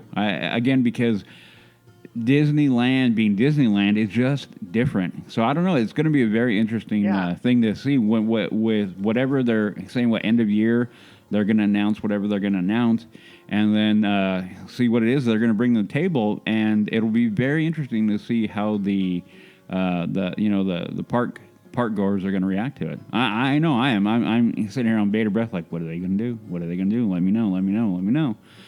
Because it is becoming a thing of like, it is going to affect how we go, how often we go, and then it'll affect, what we do here, when we podcast, it is definitely going to have an effect. So it's kind of like a ripple all the way across on that. I mean, I don't know. We'll find out. Yep. Yeah. So we've got a couple things to look forward to this Friday. The Matterhorn, which will be the July 2nd, this Friday. The Matterhorn returns. The majestic Matterhorn, I might add. Yeah. Returns to the fray, as it were. And I'll just seen the new animatronic in there. There's a new one. See, you guys are even going, oh, what? There's a new one? Yeah. Last time I was on that thing, it was the old Herald standing there. Oh yeah, that one. Yeah. Yeah, that one for sure. Yeah, that's all great. When my daughters were there a week and a half ago, they said the bobsleds were running and the waterfalls were going. Yeah, and the music was going, and they were angry. Thank God. Thank God, no, because when I went, no waterfall, no bob, no nothing. It was like a dead. It was just dead. I mean, I can't imagine that. It made me sad. Like Jess and I were walking, we paused and we looked back at the Matterhorn with no waterfall. Yeah. And you could see it bare, and we kind of looked at it, and I kind of looked at her and went, that makes me really sad. And she's like, yep, that is very. And we didn't look very long because we kind of got depressed about it. We kind of walked away and like, okay, I got to turn around now. I can't look at that. Yeah, but it'll be reopened, and I'm so happy for that. And then in 2 weeks after that, we've got the Jungle Cruise returning. Thank God. What do you think about that, Daniel? It's happening. Very solid answer. I love it. It's easy for me to kind of like joke around like that because like I'm a white guy, right? I mean, that's the bottom line. Mm-hmm. Like it's easy. Like I don't know how it affects other people. Yeah. I can't, I can't say how other people are affected by it. So I'm not in the inside knowledge, or anything. Like I don't know if they're getting letters every single day talking about Trader Sam. Maybe they are. It's sad. It's sad that people are as sensitive as they are. I suspect they're not. I agree. I suspect they're not. But if it is what it is. It's one of those things. I think that's always going to change. It's the new world. I'm just living in it as an old guy screaming at the sky. So, well, the comment. Oh man, the comment I made is so many people are now running around and trying to be more. What is the word?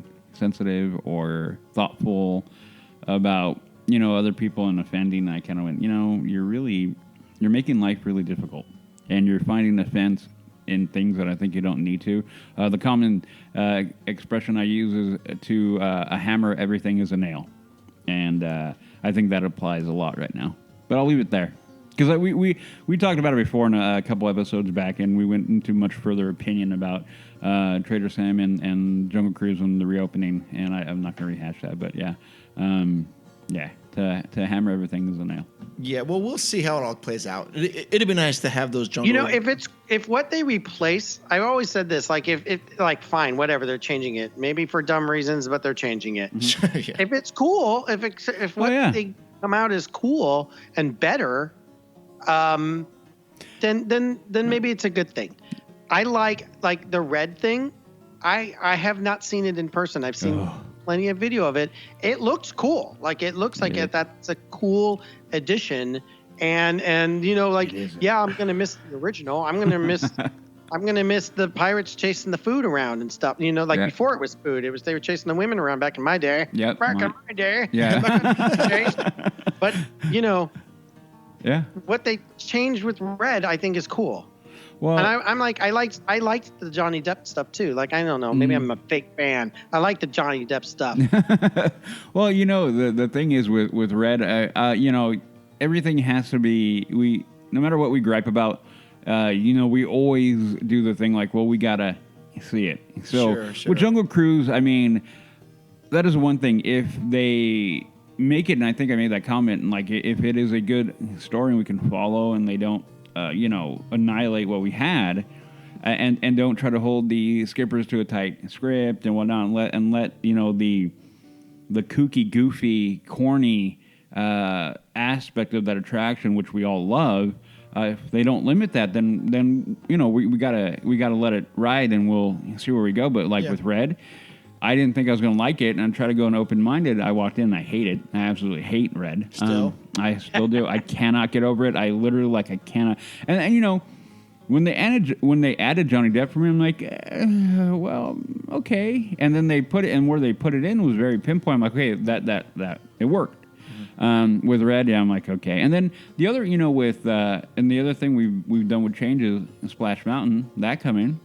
Yeah. I'm like 100% fine with that. I'm like, okay, I think it may be for dumb reasons, but I think they're going to do a good job there. Well, I'm okay with that, but as long as they don't rename Critter Country. Yeah. It'll go. I'm telling you, I think it's going to go away. But that is a whole other talk we can get into too. Well, just real quick, I know he hasn't seen Red yet, but on the positive side of this, they've added some other show elements that they didn't even talk about that you see in Pirates of the Caribbean. So I'm not going to tell you what they are, Daniel. But but when you go on it, you're going to go, oh, that thing's different, and what is that?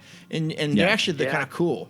Yeah, there are a couple of good ones in there. I'm like, oh, that was very cool. Yes. Yeah, But the other thing is now they have this Red character walking around as a physical character outside of the ride in New Orleans Square, which is kind of cool.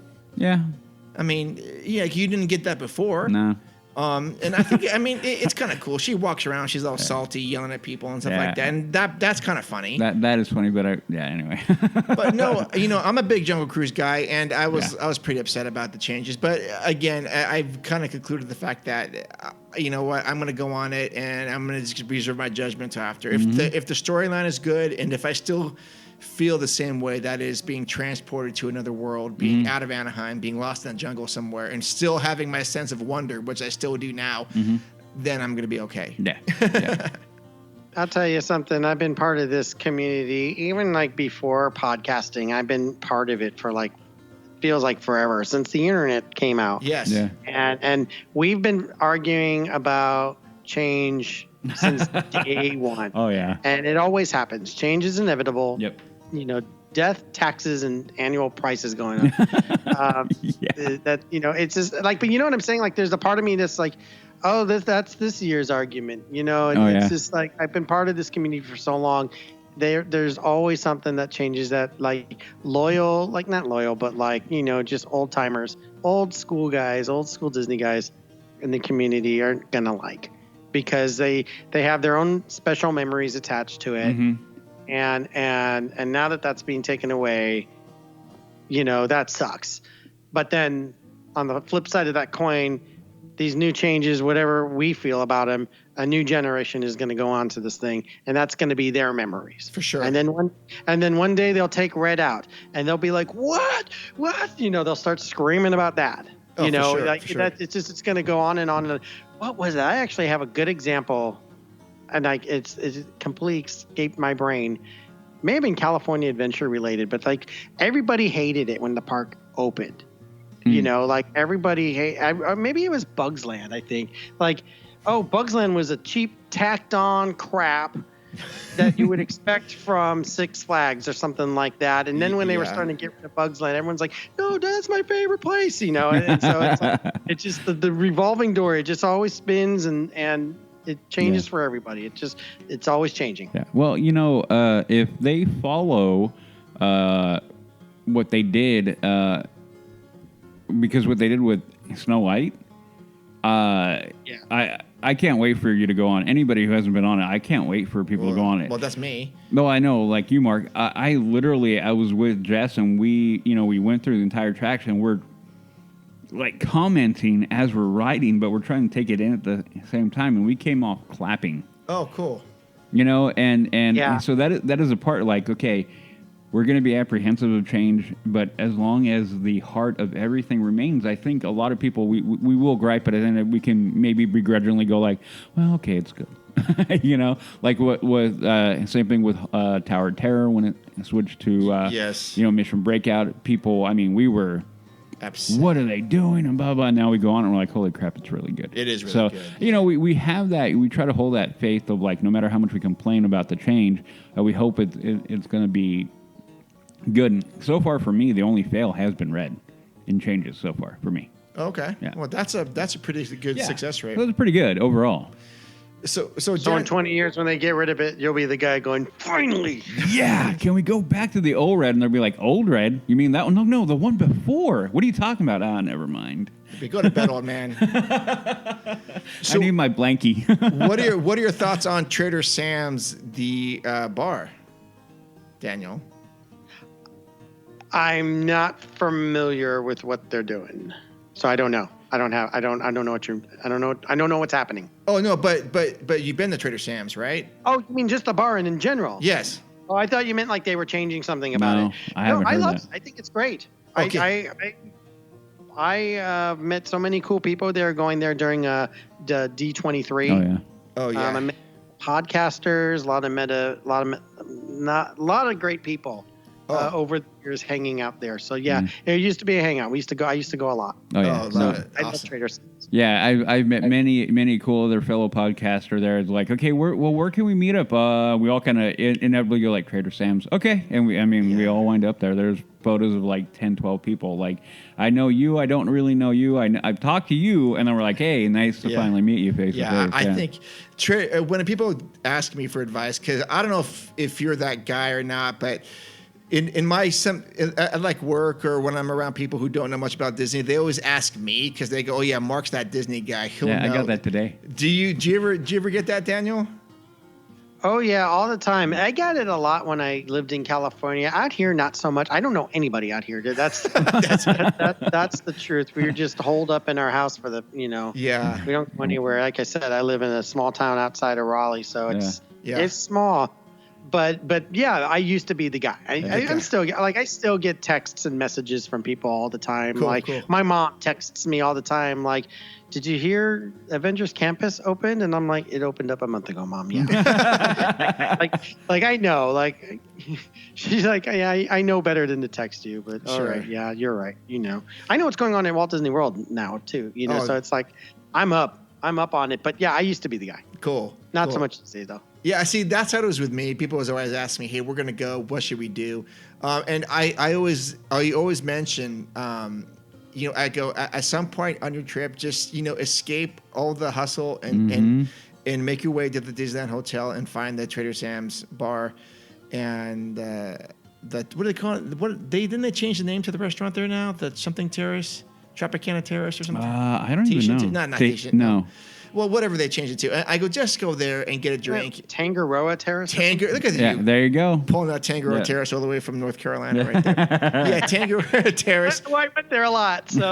Yeah. But, I mean, those panko-crested green beans are so good. Yeah, I haven't had them. Oh, and they used to have the wood-fired pizza. But you know what? I think they brought that pizza over to that Craftsman Bar and Grill that's at the Grand California now. I think they did, yeah. So... Yeah, anyways.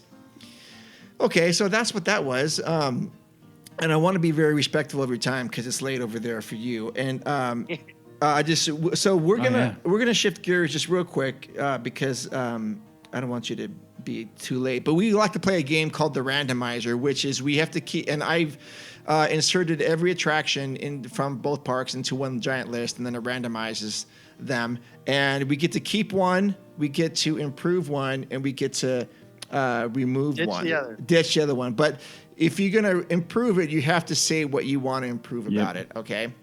Oh, man, put me on the spot. Hey, we do this every week, every show. And sometimes I regenerate it because Splash Mountain seems to come up a lot, and that's an easy one. We don't need to use it. That's actually, we used to do something similar on our show, but we didn't randomize it. So you guys, that's a great idea to just randomize it and do it every time. Mm-hmm. Well, thank you. Over. I'm an old man. I just hang on my hat. Okay, so the top 3 attractions for tonight's episode of Randomizer are Peter Pan's Flight, Autopia, and Grizzly River Run. Ooh. So we get to keep one, we get to remove one, and then we get to improve one, but we need to know how we're going to improve it. So usually Udi just flies off the cuff with something. I'm ready. But Daniel's the guest. I know. I'm ready to go. He's a friend. So you can definitely go first, or Daniel, or you can defer it to. Is it like supposed to be fun, or like are we serious here? Oh, you do what you want. It's a combination of both. It's totally I like to be serious about it. I think it ends up being serious. Yeah. Inevitably, we get too serious. This is real business here we're talking about. Yes. Okay. So Peter Pan. I should get a pen and write this down because my memory is awful. All right. Peter Pan. Autopia. and Grizzly. Grizzly River Run. Yeah. Okay. Yeah. All right. We need to get rid of Peter Pan. Oh no. It's time. Woo! It's had its day. It's racist. It's but it's what they say in Disney speak, problematic. Oh, I love that word. I love that. Man, it's you went based right off there, an though. old ass movie that kids today don't even know. Kids today watch that and they say, "What is going on?" Like, really? That's how they're gonna talk to like Indians? We don't say. We're Native Americans. It's that. Native Americans. Thank you. That's probably bad now. Yeah. I don't even know. Indigenous people. America. Yeah. America. So yeah, I think it's going because of its age and because quote unquote problematic. It is definitely a classic.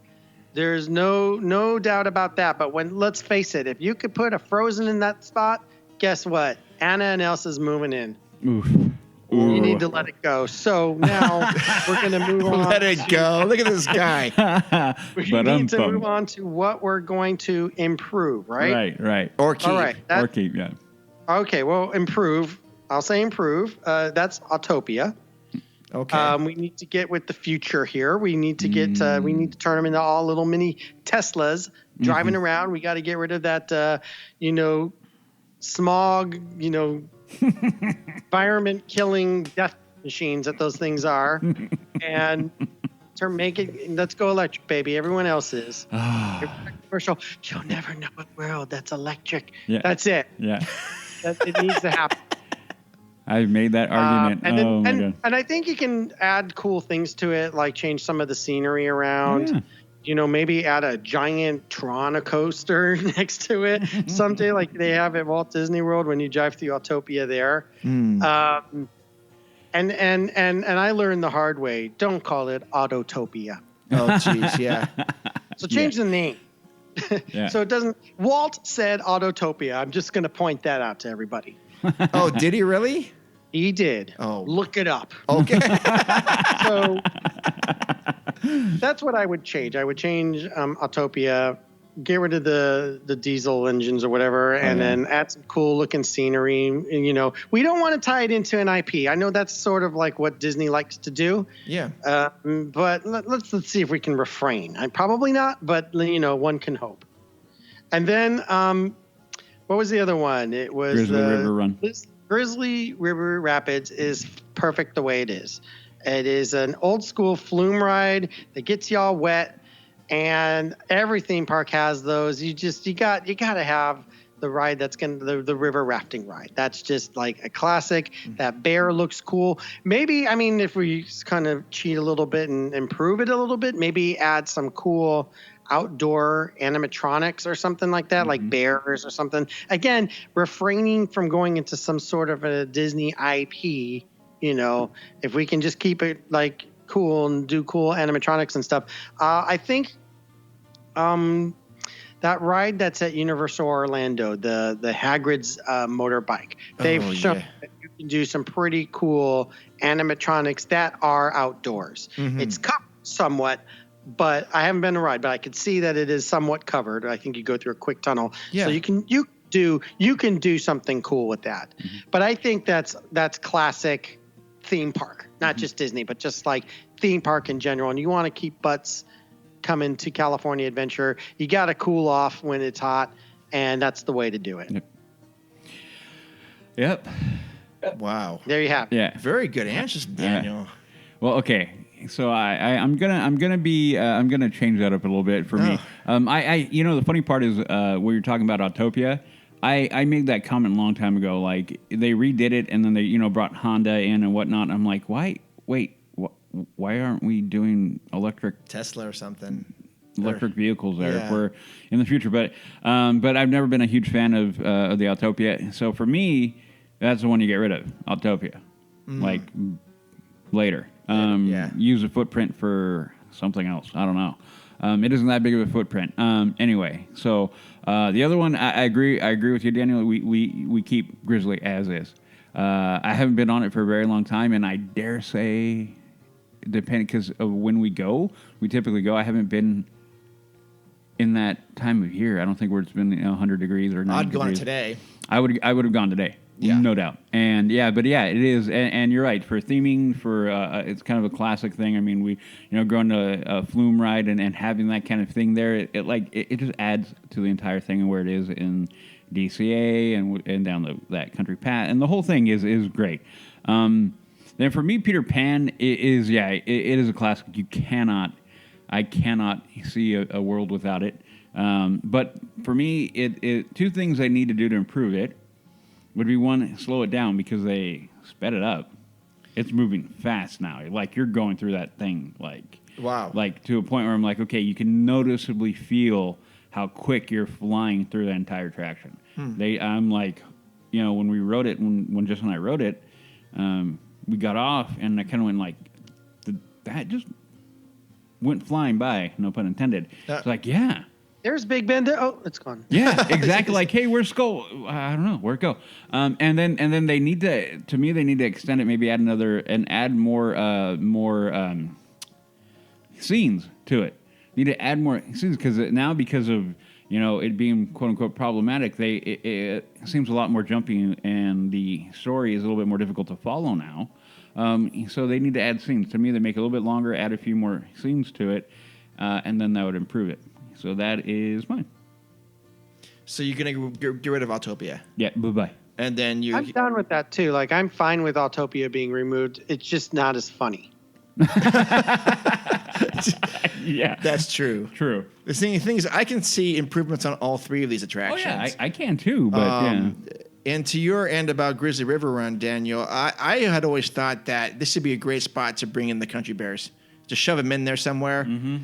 And go, oh, yeah. I miss them. I miss those guys, too. So the Country Bears from the Jamboree should be playing music throughout that thing. We'll just have them up there. Big Al or Teddy Bear or whatever. I forget their names. Yeah. It's been so long. Oh, my gosh. So and it's not like they're still around at Walt Disney World, at the Magic Kingdom. Yeah. So there's no reason why not to bring them back. It's not like, usually we need to look forward, not look backward, but it's still around. And they brought Figment back, for crying out loud. Yeah. So they can bring back the Country Bears. Well, I'll tell you something, Daniel. The last time I was at DCA, they had Big Al walking around as a character. And my daughter was like, well, who's that guy? I go, you don't know who that is? No. I go, that's Big Al. And I go, yeah, see, Big Al needs to be here at all times. So, oh my gosh. I love it when that happens. Like when they they do like World of Color or something like that, and they play all kinds of music and stuff from previous Disney attractions that nobody wanted you to get rid of, but you still got rid of it. Mm-hmm. But hey, we'll play the music anyway. They're doing the same thing at Epcot with a show called Epcot Forever. Okay. And like, oh, we're gonna play the music for Horizons, and we're gonna play the music for all the old stuff. And I'm like, you got rid of all that, y'all. Yeah. Well, I don't know. I guess there's a price for nostalgia, I suppose. I don't. I guess. I don't know. So yeah, I'm not removing Peter Pan's flight. I have to keep that because that's essential. That is, and gosh, routinely that thing's got a 35 to 45 minute wait, no matter what time of day. No matter what's going on with that thing is a constant, just line of people. So I'm gonna keep that, Ben, and then I am probably gonna get rid of Grizzly River Run. I guess if I had to pick one of them, of the three, that's the one I very rarely go on because I hate getting wet. It just depends on what time of day we are at. If it's at the end of the day, sure I'll go on it, but I can't walk around with wet shirt and wet pants and wet socks. That's just me, I guess. And then Autopia, I'm going to improve it. And by everything you've mentioned before, I'm going to change those cars to electric, but I'm going to have an option of you can take a race car and have maybe the road bank a little bit, or like an off-road type of Autopia car that, made you look like, hey, we're going to go on. A Tesla truck. A Tesla, well, not a Tesla truck, but some sort of thing where you kind of went off-road and did a little climb or something. And maybe incorporate that just because, for me, I didn't like going on it because we'd always drive from Northern California down to Anaheim, and that's like 6 to 7 hours for me. The last thing I want to do is pretend to drive a car around. Yeah. But for children who can't drive, there's that tactile connection they get where like, oh, my hands are moving this thing, my feet are moving this thing. And I think that's something that you can't replicate on a cell phone or a video game. You get this actual kinetic motion that you're controlling.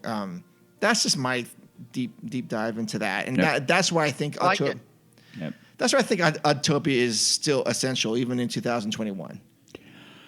They'll become self-driving cars. Yeah. It's like a run into the wall. But that's the fun. But that's the future. So we're gonna have an adequate amount of them bumping into each other or running into a wall. Okay. Sure. Okay, we're good. Yeah. Well, that was fun for sure. Thank you for playing along with us, Daniel. Yeah. Oh, no problem. I had fun. We all had different answers, so that makes it interesting. Yep. So I know you've not been to Galaxy's Edge yet, and I'm not going to give you any spoilers. But has anyone given you any advice on this land yet? The Galaxy's End. Yeah, turn it into the original movies.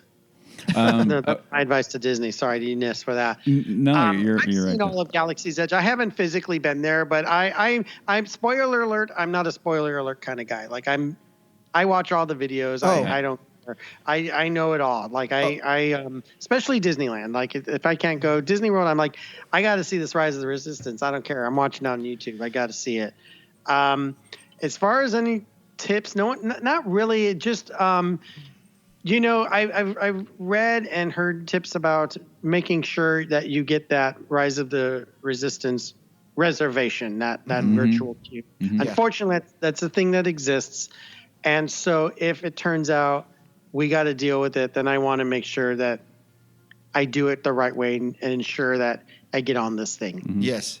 Because, it's an expensive day. If we're in Florida, we're spending a lot of money, not just on that day. There's other days as well. You're there for at least a week. And, I want to see it. I want to be able to go on Disney's newest attraction without having to play some dumb game with my phone on cell towers that don't work, depending on the carrier, So, but I haven't heard about any advice or anything like that. But my advice to Disney is so turn it to the original characters. Yeah. So funny you bring that up because the rumor mill has begun, and I can attest to it that the story lock is beginning to break up with merch over there. So I was finding merch when I was there that I'm like, oh, you are not time, you're not time correct. So I think the soft, they're starting to softly kind of dissolve the time of like, hey, we're locked into this period in time in the Star Wars universe. Yeah. So I think that, but here is one thing that let me recommend, and I recommend to everybody. This is what I was going to say, but but go ahead and say it. When you're going to walk into the land for the first time, go through Critter Country. Go through that. Yeah, go through that entrance. I tell people all the time, like, don't go to the other ones. Because the land unfolds in a very specific and organic way when you go that way. Nice. So the other thing that I would do is, as you walk through and you make it to it, I guess I'm going to say this depends on how much of a Star Wars fan you are. When you make it to going through the entrance and you make it to the bazaar, don't go through the bazaar yet. Go to the right, go all the way around. That way you can see the Falcon coming head on right by Oga's. So I would recommend for you if that is I love the Falcon. It is like a iconic in my upbringing, and that is kind of the way I saw it, and it will move you. So that was my recommendation. I can't wait. Yeah. So yeah, when you go, that is how I recommend you should do that. Don't go to the bazaar right away. Take a right, go all the way around, and then walk in through that, and then you'll let it, and then the Falcon pretty much like come through the buildings, and then you can just kind of look at it and just sit there in awe of it. And then you can go ahead and cut right back in, and then go to back to the bazaar and to go to Doc Ongar's and all the different cool things that they have in there. Yeah. Yep. That's exactly what I was going to say, Daniel, is just make sure you go through the Critter Country entrance and just listen just listen to Critter Country and the Rivers of America dissolving, and then all of a sudden it's seamless. You're into this other world, and you're going, where the okay? I know Daisyland. I'm like the back of my hand, but where in the world am I?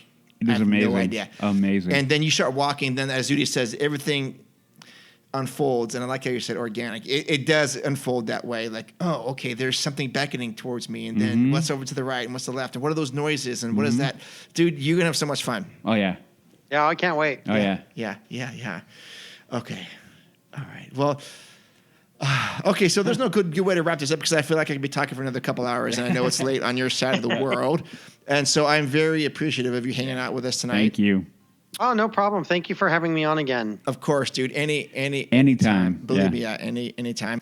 Okay, so why don't you tell our listeners where they can find you, so they can plug into you and your world? Sure. Well, our podcast is called the theDisGeek Podcast. Online, our website is DisGeek.com. And you could also find us on, I don't really use a lot of social media these days, but we do have a Facebook page, and we do have an Instagram page. Again, like not at the parks, not sharing a lot of cool photos that are, fun and new because nobody's there. But we're doing the best we can, given the situation. And we're going to start trying to release more episodes. Great. More often. We're going to have a powwow and we'll figure it out. But anyway, if you're interested, that's where you can find us. We're on Apple. We're on all those places where you can find podcasts. Unfortunately, we have a copyrighted song at the end of our show, which I refuse to get rid of. I love that. So we're going to not be on Spotify or some of the iHeartRadio or something like that because they frown upon that, and I don't want to risk anything else. So I don't want to risk losing the show over it. So I keep it old school. We're on iTunes. We're on old school, places where you can find podcasts. Gotcha. Awesome. Well, again, thank you so much for hanging out with us. And then, from one podcaster to another, thank you so much for all the work you put into your show and have for the last 10 years.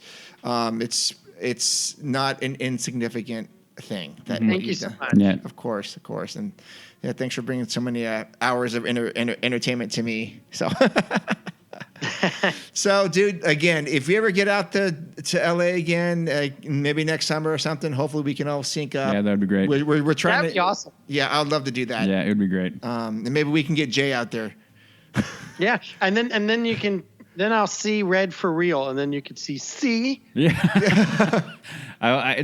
What I usually do, I kind of give that little turn, and I look at you and kind of go like, well, is usually what I do. Well, because I want to hear. I did it with my friend Joe, who does the Disney Universe podcast for Rise of the Resistance. We got off, and I broke my phone out, and I just hit record. I'm like, well. And and I just let people react as they do. So he was crying, and I think I was crying too. Yeah, we were a little bit teared up. Yeah, so, yeah. I had a lot of stuff in my eyes were coming out. Yeah, yeah. Anyways, all right, sir. Have peace, peace, and we'll talk to you later, man. All righty. All right. Bye. Bye. Okay, so that was our feature presentation. So that's going to be the end of the show. Again, thank you so much for Daniel for hanging out with us. Yep. We definitely could have talked a lot longer. He's very good people. And again, he's Daniel from the theDisGeek podcast. Check them out wherever your favorite podcast is found. So that's going to wrap up the show. 136 will be next. I don't know what we're doing, but it'll be hopefully another interview. I hope, yeah. We can get that one. Yeah, we're trying. We're working on one. Yep. And if not, we'll come up with something clever. Whatever's clever, as Udi says. Yep, whatever it's clever. All right. So, where can people find you, Udi? You can find me on Instagram, HAXGOALIE Haxgoalie. And then you can find me on my other podcast, The Mando Show. We have been on a little bit of a break because of Real World, but we're going to be coming back with Bad Batch. And there you go. That's where you can find me. And here, of course. And here. All right. And you can send email to us. What's that? At info@leavingtodaypodcast.com, or check us out on Instagram at Leaving Today Podcast. And on there, we have a link tree. It has everything that we've talked about before on there, all of our ways to get T-shirts, ways to support us, and all that good stuff. And also on Facebook. We don't do much tweeting, but whatever, we're there as well. Okay. Thank you so much for being part of the LTP family. We absolutely appreciate it. Looking forward to many good days ahead. Mm-hmm. And we love you all. Adventure is out there, and we will see you in the parks. See ya. Ladies and gentlemen, boys and girls, Disneyland is now ended its normal operating day. We hope you enjoyed your visit to the Magic Kingdom, and that the memories you've made will bring you back again soon.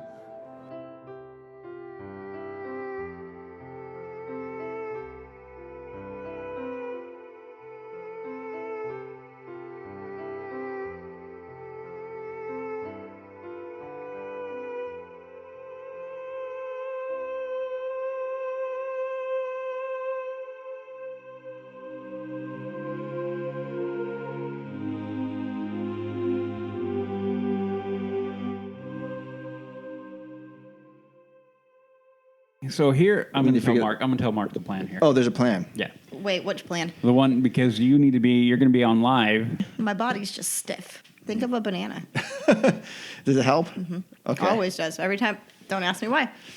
Why are you throwing up? You trying to eat all your food before your sister does? Now you can eat that. Gouda. Well, hello. Gouda. Come get your Gouda. We'll give it a bit. Yeah, give it a second. Okay. Woo! Good? Thank you. You're welcome. No bed sheets. Why are you yelling at me? Because I like yelling at you. But you Yeah. make me hot. It's so close, I can feel it. Kitty. It's like a breath of fresh air. Boy, was my face red.